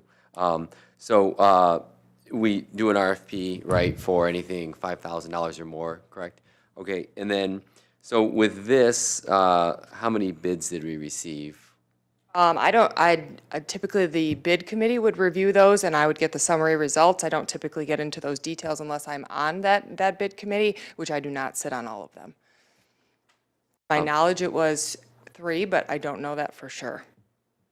And then, so it sounds like that this is the company we've been using in the past, correct? It is. And so, the details of why we stayed with this company, was it, I know it's not always the bottom line, it's, quality and things like that. So, I mean, the cheapest bid isn't always the best one. Yeah, Do you so- know why we in particularly stayed with them. Nope, and because that's typically up to the bid committee, and so unless there was a reason for that to come to the executive committee, I haven't historically gotten into those, because the bid committee consists of people representative of the organization. So facilities was on it, our procurement team was on it. It would have had a finance representation, just not me in particular. So I don't typically get into those details. Certainly in future requests like this, I can add those if that's the preference. However, we don't typically bring that stuff. I mean, just from my viewpoint, I would like to know why we chose a specific bid over another, but that's just my view as one board member. Thank you. We ship you the bid summary information if you want to see it. I mean, I'd like to see it. yeah, I think in dealing with RFPs and getting bids, I'm used to seeing the bids and then why we specifically chose one organization over another. I'm happy to share that with you. I will tell you, historically, we have not provided that because we do a tremendous amount of RFPs here. So it just happens that this one came because of the contract total to you all. So if you'd like to see that, I can certainly forward that information to you, and then in the future, bring that as well, or make sure that's provided to you. This bid summary, it's just not historically been provided. Thank you. Maybe we could come up with a number. I mean, this is a $250,000 contract, but maybe we don't need to see all the bids, but maybe if it's over 200,000, come up with a plan. Yeah, in our board rules, which you have a copy of on page 14, is it? It says $100,000 when it comes to, so we already have that, yeah. That's our threshold. And then I just am wondering, so this is, since I'm new, I just don't know how time-wise, so this began May 1st, 2019. Is it typical that we see it halfway through the month has started? I know you're very, very busy and there's a lot going on, or is there any way we can see it before, or how does that The work? contract has not officially been signed. So they would be working on a month-to-month basis, so I would not sign this contract until you approve it. So it's dated that, but they're working on a month-to-month based on their old one. So if you all approve this today, we'll end the old one and start the new one as of May 1st. Yep. And then my other question is how much of the building is not leased? So currently, we have floor 2 is vacant. Floor 3 is almost, you saw them moving the furniture. That's for the majority of the 3rd floor. And so there's a small space on the 3rd floor that's left currently, and all of the 2nd floor is currently vacant, but we are getting walkthroughs pretty regularly at this point, so hope to have that leased out sometime this year. There are questions. I would just comment that sometimes I feel like the historian. In the past, when we've approved a contract and it's been put out for bid, and I'm going back a while, we did get the summary of the decision so that we had some sense of how many did apply. We don't certainly need it for every RFP, but for every contract that comes forward, I think that if we could have that support documentation, it might really be helpful. I've got that to include, and I can forward what we have from this That sounds particular good. one. Once upon a time, like I said, we would have somebody from the committee that would, talk about the process a little bit, but I think that the summary information would be a really good addition to our decision-making, so. Sure. Okay, sounds good. Any other questions or comments? Are we ready for a vote on Thunder Mop? Or a motion to Mr. Lansman? I would like to make the motion to approve this contract for Thunder Mop for the 2-year period. Motion by Mr. Lansman, second. Second by Ms. Guadalupe. All in favor, please say aye. Aye. Any opposed? Thank you. Carries. The next one we're going to talk about a little bit is Riemann Consulting. For those of you that have been around a little while, you know of that consulting agency. This was not RFP'd. This was sole sourced, and that's specifically because the consultant we're using from there has an extensive amount of knowledge on the CMH system, and a knowledge that I honestly don't know of anywhere else that is able for us to access. So we used them at year end after the one of the positions in my team had vacated to help get us through the year-end process, which, as I mentioned earlier, is a process that takes most of my staff and many of the core provider staff several months to complete. My staff are working on that pretty much nonstop from November to the end of February to complete the state reporting process. So he helped us through that process and his team. It wasn't actually just him. Several of his staff helped us work through that process. And in going through that process, what we've changed so much over the last few years with going from, let's say, a total of 30 contracts to now we're up to 200. And the complications that have been added related to service models is very different from a cost allocation perspective than when we used to just fund on a not-to-exceed basis. It was basically 1/12, and then we kind of did a cost allocation process to layer those costs to specific codes.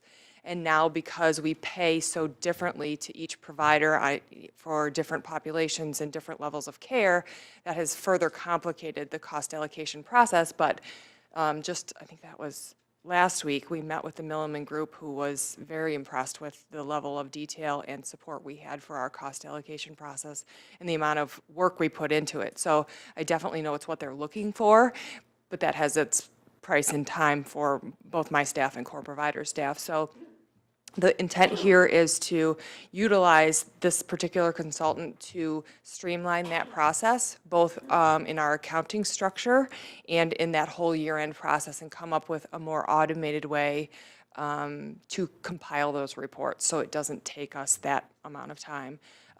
As I mentioned earlier as well, the department has decided that starting in fiscal year 20, we will be doing that state reporting process 3 times instead of 1.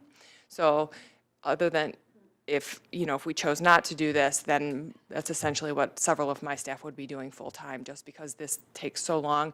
And as Ron kind of gave me a little bit of a hard time earlier about hoping that I can do that without engaging the core providers as much as possible, because again, it does take their time as well. So that's kind of our hope with what this contract is intended to do, is kind of start from ground zero and kind of revamp this process for who we are as an organization today.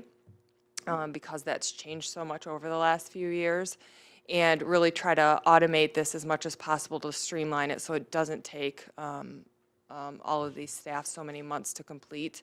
The intent with this would be to do that part of that process in fiscal year 19, and then in fiscal year 20, have him hand that back off to myself and my staff, so that we are not using him on an ongoing basis, but really to kind of develop it with them and then hand it back off to us.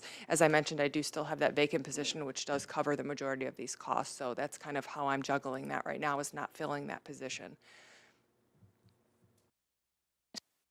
Landsman. It was our intent to, in the next fiscal year, fill that, I'm trying to think what that role was. One of those. Was the Director of Financial Financials Planning and and Analytics. Analytics. So no, I'm not actually, because I intend to use this funding to cover the expense for next year, I'm not actually planning to fill it even next year, because I'd like to utilize the funding to cover that, and I don't really want to spend it anymore. Sorry about the rubber Yeah, band. no, it's fine. I get nervous. So this has been Rich Carpenter and his crew from Raymond, right? Yep. Okay. So an editorial question for you. Do you think the level of complexity that the State Department's adding to this is going to force some of the PI, and this is for PIHP reporting, I assume? Yeah. Is this going to force some of the PIHPs to want to merge? Because it's a lot of overhead to do this kind of reporting. I would say that we do it to a different degree than other people do it. I'm going to be very honest. Many of the other PIHPs and CMHs fund people not on outcomes, and so that adds a significant amount of complexity to the state reporting. If you do fee-for-service, it's fairly easy, because you're just basically pulling claims paid. So to fund things based on things other than encounter-based, it just adds a level of complexity that takes a cost allocation process, and then to layer things on and take things off and make sure it's distributed appropriately. I would say that we do it to a different degree. And like I said, based on my interaction with the actuary last week, I think that is the level of detail they are looking for, and they asked for our processes and our documentation so he could utilize it. So. Yeah, I mean, all of healthcare is really moving to outcomes measures, so it just makes this a little more complex, so I've just got to find a way to streamline it so it doesn't take up so much time. Thank you. Mr. Rubin? So these are for the PIPs, right? For our PHP contractual obligations. Are they different than what we're using now, or chart of accounts? Following the question. Well, we have our own chart of accounts. Right. And part of what I'm going to ask him to do is revamp our chart of accounts, again, because we've gone from an organization that had, 15 accounts to one that now has 200, and that's just not efficient anymore. We need to come up with some different ways of doing things so that we can run things automatically instead of having to manually balance all of those accounts and reconcile those accounts so often, especially now that we're doing this so much more frequently. Because to produce those reports, we have to reconcile every account and make sure that they all balance to what's going to be paid versus what we might get back and things like that. So this process would simplify the chart of accounts and then the entire year-end process. Basically, financial chart of accounts?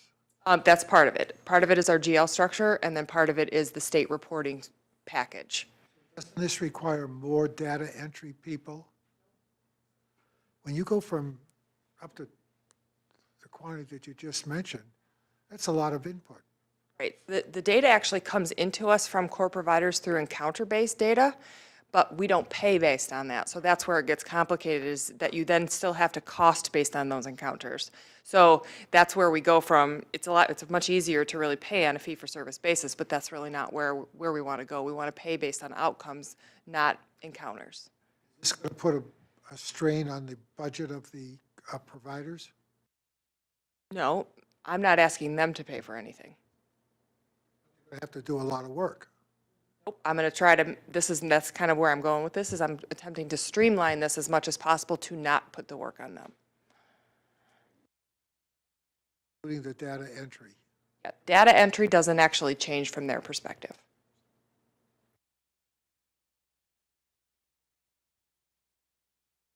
It's Mr. Torres. I just had a quick question. You said we didn't do an RFP for this. So I just want to make sure we're in compliance, so we can waive that. So in order to not do an RFP, you have to justify a sole source. So we have a sole source document that I filled out and that executive leadership has to approve in order to do that. And in this situation, because there is that level of expertise, I can justify that. I just wanted to make sure. Yep. Thank you. Add to that answer, if you don't mind. Landsman, yes. Thank you. They were our CPAs before, so they had this unique capability and experience. So in order to use them for that role in professional services, we had to let them go as a CPA and go to another firm. Also why we now have to RFP the CPA this coming year. Ms. Bernard? What's our plan in 2021? Once this is all organized, you won't be using Riemann anymore. Do you see in the future needing that position to be filled, or that money could be used elsewhere? So structure-wise, I'm kind of letting things play out, partially because I want to utilize the consultant. I don't know that I will fill it in the same capacity it was before. I think I will kind of see where my staff are at as far as their ability, how streamlined this can be, and really what makes the most sense for finance at that point. A lot of it depends on how some of this stuff evolves, whether I need that level of position, quite honestly, or I can fill it with a lower level position. So you've already discussed the position with Riemann, and you're very confident that they can do this? Oh, yeah. Yeah. And if somehow it ends up being less hours, will they end up billing you less than what's provided? Okay. Yep, so they bill us on an hourly basis, correct. Other questions? Are we having a question down? No? Oh, okay. I'll make sure I wasn't missing something. So at this point, is there a motion to approve the Riemann Consulting extension? Motion. Moved by Ms. Bernard. Is there a second? Mr. would second it. Landsman?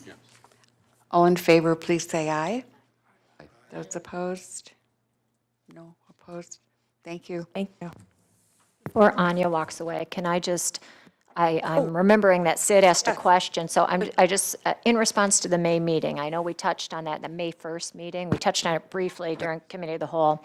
Anya and I and Kathleen met with state leadership, and we were really thrilled that we had all the director level leaders, finance and program, that were in that meeting to talk about the budget status, the projections and such.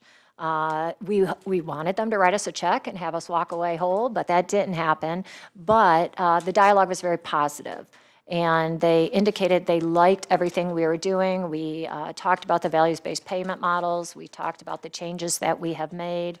And they gave us confirmation that we're making the changes in line with their public policy requests and such. They gave us a bit of a mixed message, though, because they said, but you have to live within your means. And we had asked, as far as funding, what they're projecting for October forward and for this fiscal year. And they didn't make us any promises, but they said further meetings would be held. So we hosted a group from Milliman here last week. We spent an entire day. It was Anya, myself, Kathleen. We brought in people to talk about crisis services. They are really trying to understand costs and increase in demand. So unfortunately, our revenue's been going down, but our demand and increase for service utilization has been going up, and they wanted to understand the dynamic behind that.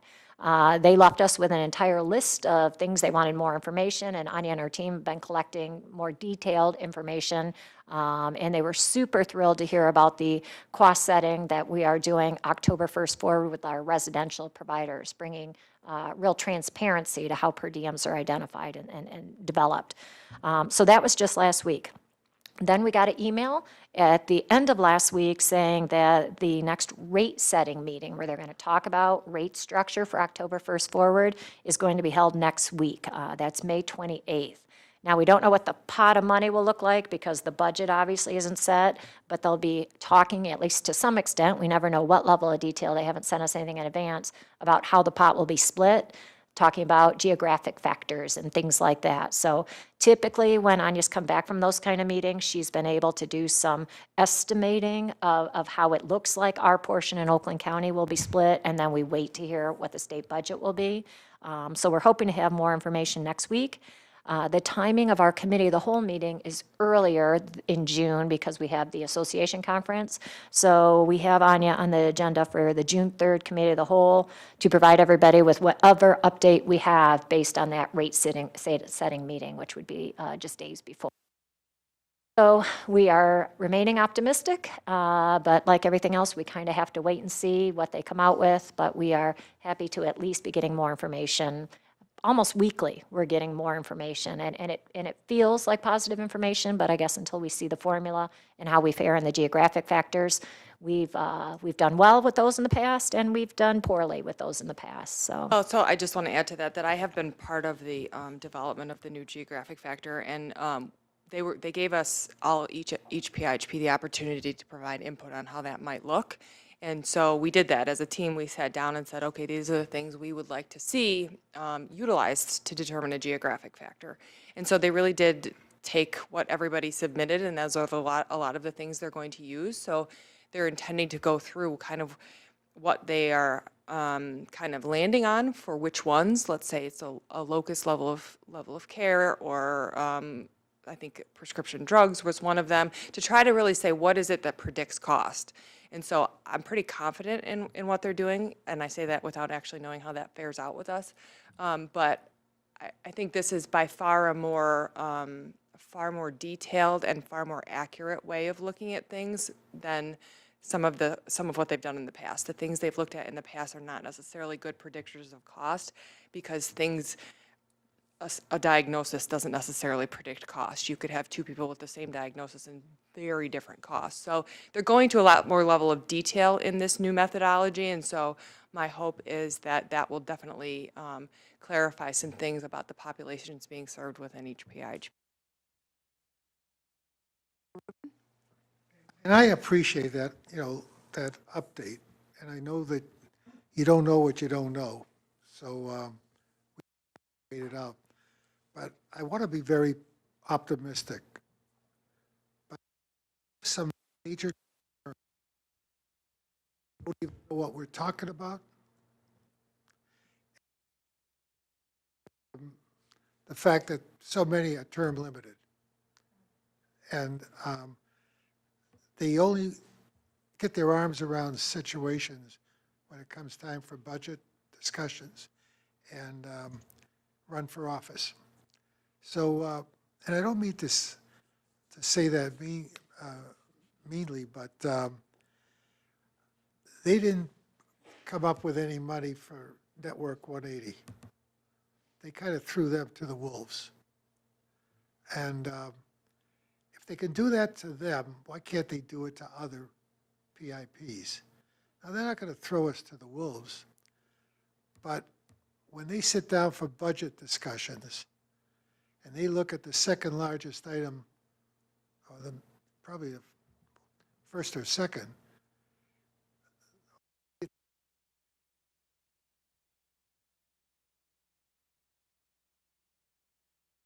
is a concern. Trying to be optimistic, but look at all the people who are telling the state, we can do it cheaper. They can't, but they're telling them. And when you get politicians that say, we can do it cheaper, they're going to want to know how. And are they going to understand the administrative overhead? So I just want to, and you heard me talk about Plan B. Downside, is it 30 million cut? I'm not optimistic that there's going to be an increase. I mean, if we get one, I will say that the draft budgets I have seen from both the House and the Senate do have us with an increase. They do for the entire PIHP system, both in general, 2.75, and then 5% for autism. So both the House and Senate have that in there currently. mind, that's the first throw of the budget. See, No guarantees until it's final, but those both did have it in there. first one makes all the, all of our people happy. Then you worry about the second presentation and the third. So I think we just got to be cautious enough to have. It's the concern of every single person who's in this industry. We just have a large group meeting. I know Sarah came to our advocacy group this meeting, so we are talking with all stakeholders about the need to talk to your legislators, because right now they're setting priorities. And like you said, the first draft looks promising. There's other good news that I was going to share as far as, and I will in the presentation, but we've got to keep talking to legislators because things can easily get scratched out of the first draft. So, Sid, it is balancing optimism with the need for advocacy, because we don't want to be one that ends up on the cutting room floor, and not making the cut in the priorities. But we have a workforce to maintain and lots of work to do. And as I've said many times, with the whole 298 and privatization threat, if we focused on that, it could become immobilizing, So I hear what you're saying. We just want to keep the priority on doing good work and talking to legislators about the very good work we're doing. But there's no doubt in my mind that the service system is underfunded globally across the board. So it's a whole variety of challenges. But I hear you. We're not unconcerned. Not advocating that we start cutting now, because we shouldn't. We have to provide the ability for our providers to provide, okay, and do whatever it takes. So, anyway. I know you support that, so we do too. We don't Yeah, I want to know. cut We all do. unnecessarily. Yep. Other comments, questions?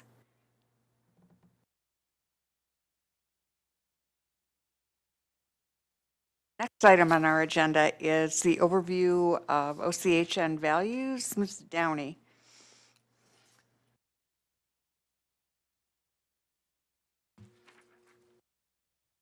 Hello, everybody. Okay. So when this agenda item was put on the agenda, I was thinking, well, this will be the first meeting with our new board members, so it might be good to do an overview. Since that time, though, we did have orientation, and a lot of that was values-driven, so I don't want to be repetitive. And those who know me know I can get a little excited about values and things. That's, what drives me. So generally, what I want to make sure it's very well known is that our goal is to lead with our values. I take great pride, and I know everybody that works at OCHN takes pride to say we are not like other insurance carriers. It, for us, is not about the dollars. It's about the good life outcomes for folks, and that will always be our priority. So when I do, and including with the advocates this morning, I shared graphs with our funding and our revenue. We've had $27 million reduction in Medicaid in the last 2 years. That's a lot of money to absorb. But the fact of the matter is, regardless of, and we've had the reduction in general fund too, so we're going the wrong way on revenue.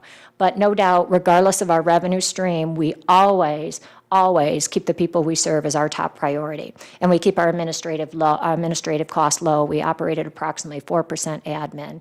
And there's a lot of for-profit entities out there challenging whether they could do things better, but none of them could do it more efficient with regard to our administration and the outcomes for folks served. So values are what we're all about. When Glenda spoke with regard to stories that inspire hope, the first one thing she said, I jotted down, she said, do not lose sight of the person served. And I hope that all of our stakeholders know that exactly there's no greater priority. The people we serve, what their needs, preferences, dreams, goals, wishes is what drives our discussion every day. We don't make decisions around here without taking that as our number one priority. The other thing we prioritize is equality and social justice. So our current mission statement here is that we inspire hope, empower people, and strengthen community. It used to be, and I love the old OCHN mission statement of the past about promoting equality and social justice for all. And even though it's not our mission statement anymore, it is 100% what we believe.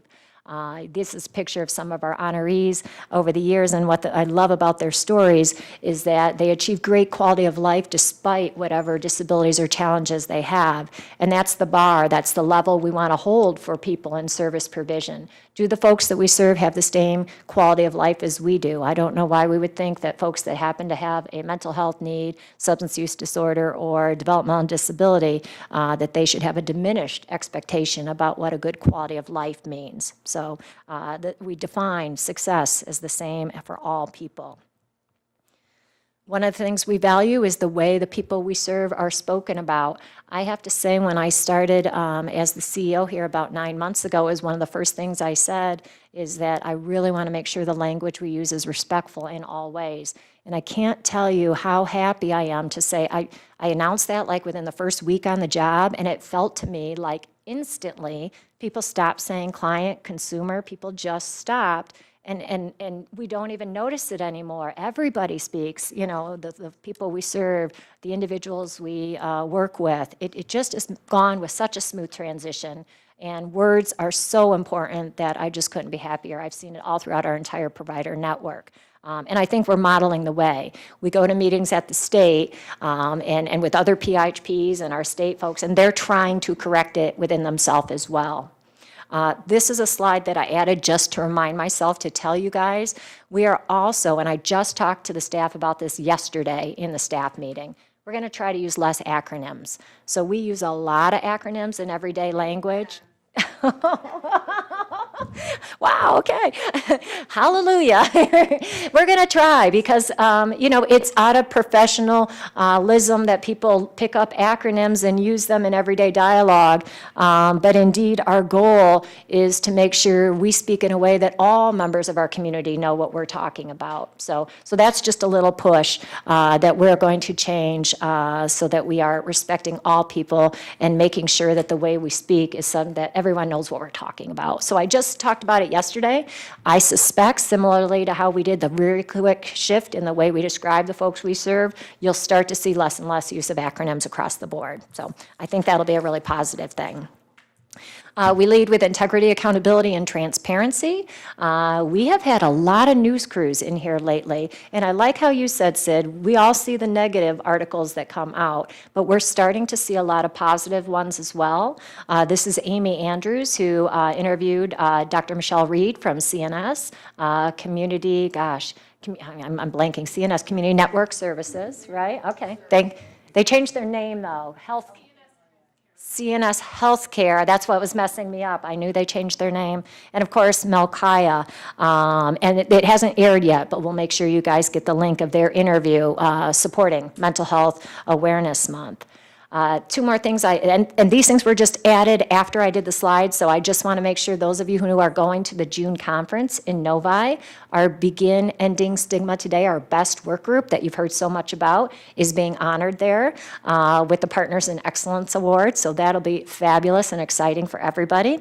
But another exciting thing that'll be happening is Community Corner. These are individuals we serve who live right here in Oakland County and have a cable TV show that airs in Lake Orion on TV. They are also being honored with the Media Award. Bringing reduced stigma, pride, and a positive impression of folks that we serve, regardless of disability label, is what we're all about.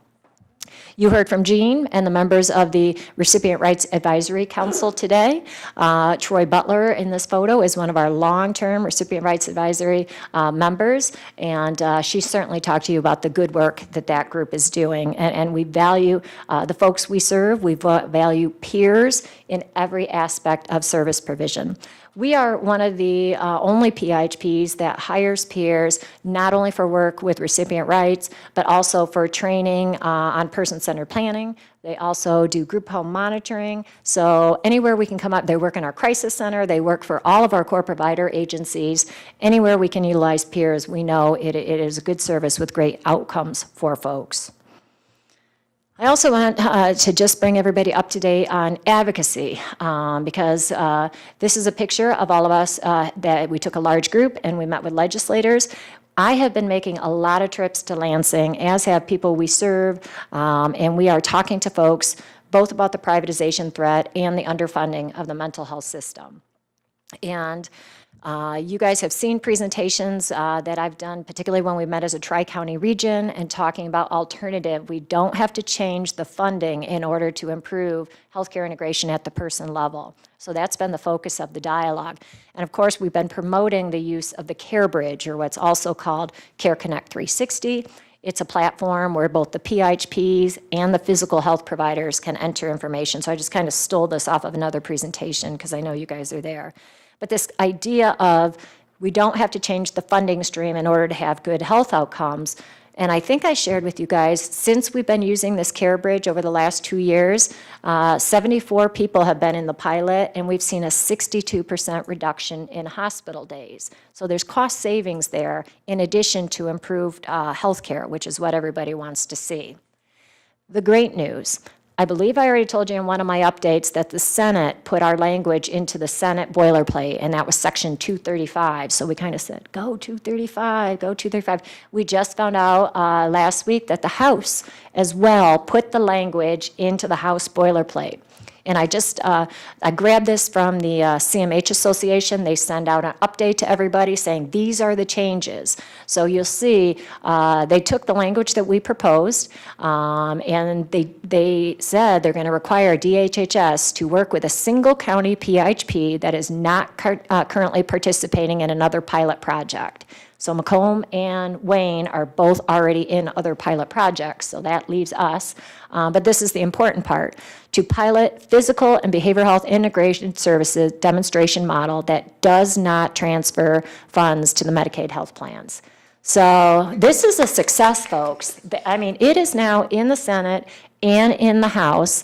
We don't expect it to get vetoed by the governor. I mean, they have heard what the people have said. And trust me, when we're having these conversations with the legislators, I make them very well aware and remind them that the affinity groups we hosted, the 298 work groups, everybody in the stakeholder community says we don't have to transfer funds to improve health care. So we're seeing some successes with this. And here's the thing about everybody within the Oakland County Network who work here, our stakeholders, the peers. Obviously, our Care Connect model that we use involves peers. If they give us the opportunity to go head-to-head with the 298 pilot sites on outcomes measures, we will succeed, right? Once we put our mind to something, and this is so important for our public mental health system, that we are just looking for the opportunity to have our outcomes measures go head-to-head with the for-profit health plans. And this is a step in the right direction. We have both sides agreeing, and we just have to continually, and I talked about this with the advocacy community this morning, call our legislators, thank them. The House, it's called Section 976, and I'll include this in an email to you guys later this week, so you'll have the clips and the link and everything. Thank them for putting it in there, and then please beg them not to take it out, right? That's where we're at right now. In addition to the work we do, contributing in our community, our staff contribute and make a difference through volunteerism and our partnerships. So this is a team of folks here from OCHN working with Forgotten Harvest. And we also, just last week, hosted an event for law enforcement appreciation. I have to say, you know, you hear our staff speak, you heard Christina speak at the Committee of the Whole about the good work being done with our partnerships. It was so wonderful to hear the law enforcement, the police officers, the county jail, talk about how our partnership has made a huge difference in saving lives, whether you're talking about Narcan, to save lives of people in overdose situations, or you talk about the police and others being skilled on how to de-escalate individuals before things get out of hand. The community, the crisis intervention training that we do more so than anywhere else in the state, and our law enforcement partners made it very clear, not only do we appreciate them, but they appreciate us. So these partnerships have been so positive to be a part of. And this is my final slide, and it just brings us home, back to home, to remember everything we do is for the very people that you see in these photos. You probably recognize some people. There are staff of ours who, some of them made it into the photo, some did not. They are the ones that are soaking wet because they got poured on. When you say, walk a mile in my shoes, and all the thousands of people who come out for it, our staff get there first thing in the morning as the volunteers that set everything up, and distribute the shirts and the talking points and make sure the media is there. So I want to give a shout out to our staff for doing such great work, and they certainly remind us that there's nothing more important than the voices of those that we serve, and that's what we will always be guided by as our #1 priority. So that's just a brief summary of our values, what we believe in, and what drives us to work very hard every day. Are there any questions or comments for Ms. Downey at this point? I think that when you do the right thing for the right reasons, somehow or another that permeates even politics. I'm so encouraged about the inclusion of that language and the opportunity to use all of our resources, including the spectacular people that we have served who can give back. I mean, to me, that is just the fulfillment of like a golden dream. To think I feel like we finally won one, like, oh, yeah, yes, and I think we've been long overdue and waiting for a very long time, but the fact that there's recognition that all of us can contribute to something that's really positive and good for people, that's pretty remarkable. That's an easy sell, I think, for us to get in touch with our legislators and get full force behind that. And, I mean, it's not always a given that people get it. I guess maybe the savings help, but at the same time, it was all put together for the right reasons. Mr. Lansman. A thought from what you were saying. We've been pushing against this 298, this boilerplate that moves everything to the payers, the managed care, and so we're able to establish a better integrated care model with what we're doing with our own across our own community. But also, you have another integrated community program, which is with the courts. And I know the state is always looking at the cost of incarceration as well as they're looking at the cost of health. So the idea that we should be pushing both of those integrated components and that they're working better than not having them might be a really good idea from an advocacy And we do have a great partnership, so working on data to demonstrate. Okay. The other thing I guess I wanted, I'm sorry, I just want to make sure because you reminded me. The state is in the process of doing their waiver amendment right now. So in order for these 298 privatization pilots to start in October, they have to submit to the federal government an amended waiver. So it's not like they're publishing it or passing it out, but it is public comment open right now through June 11th. So we have the actual letter to the federal government saying these are the changes being made. It does say the movement towards 298, the implementation. So we have been starting to get communication. We've been talking with the CMH Association about a major action alert, but you'll see something from me in this upcoming week just outlining, okay, if people have an opinion about privatization, now's the time to give some public comment. Don't have to be an expert, doesn't have to be super long. When they do these waiver amendments, they have to summarize. We received 4,000 comments and 3,500 were about privatization. They have to respond to it. So, hopefully this is an opportunity to have some public comment supporting the very things people have been telling us for the last 2 years. So you'll be seeing an email advocacy push. You can do public comment via email. You can write a letter. There's a mailing address and an email address. So look for something from me on that. Mr. Rubin? I don't think I'm speaking this out of school, but the governor has a relative who's in our system, and she is making rounds of visiting places, and there's some people who say she's got a very strong interest in this whole issue. So that's good news. Yeah, and we've had members from her team meet with us, so she hasn't personally, but definitely we've been meeting with some of her directors of policy and such. And they're new, and they're interested, and we're happy to have those conversations and talk about what we're doing here. It seems well-received. I think you're right, it brings some optimism that people are asking and interested. That's certainly a good start. Come to the party. Okay, sounds good. Other questions or comments? Well, thank you for your presentation.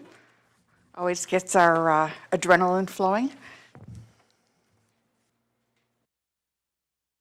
The next item on the agenda, since there is no director's report, will be the Citizens Advisory Committee doesn't actually have a report either. Malkia had some sort of issues with her computer system and wasn't able to send it to me. So all I can tell you is that I did read the minutes from the Citizens Advisory Committee. I did attend that meeting.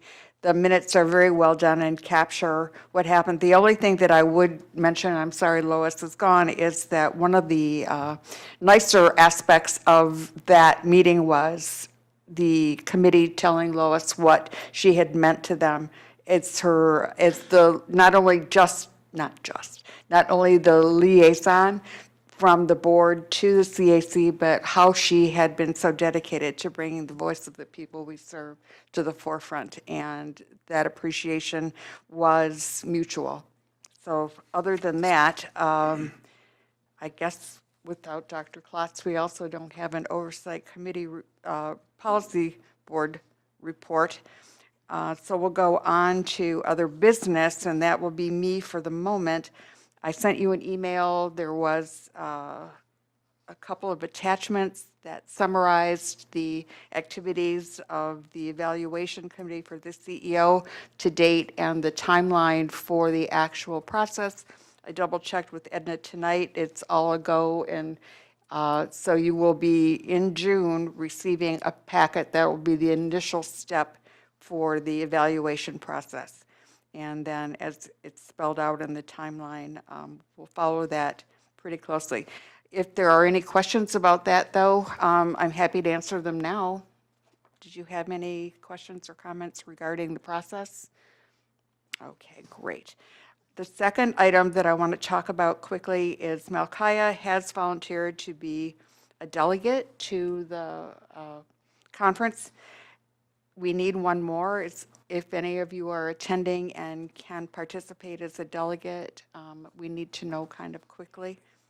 We have Sarah, Steve, and Melchiah are the three that we have. Annette is also a delegate, but we are able to have one more. So should you decide to attend, if you haven't made that decision, it's my understanding registration is still open, and if you should go, please I guess, let me or Annette know that you're also willing to be a delegate.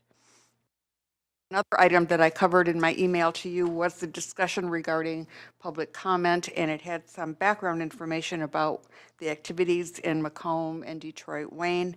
I talked to Annette about this evening, and it is now going to be an agenda item on our agenda for the Committee of the Whole in June, because it's a topic that deserves good discussion and thoughtful discussion, not just kind of a PS to, our meeting tonight. So look for that as a discussion in June. And my last piece of information is there are many conflicts on the part of staff and board members, so as a result, there will be no study session in May. Any questions? All right.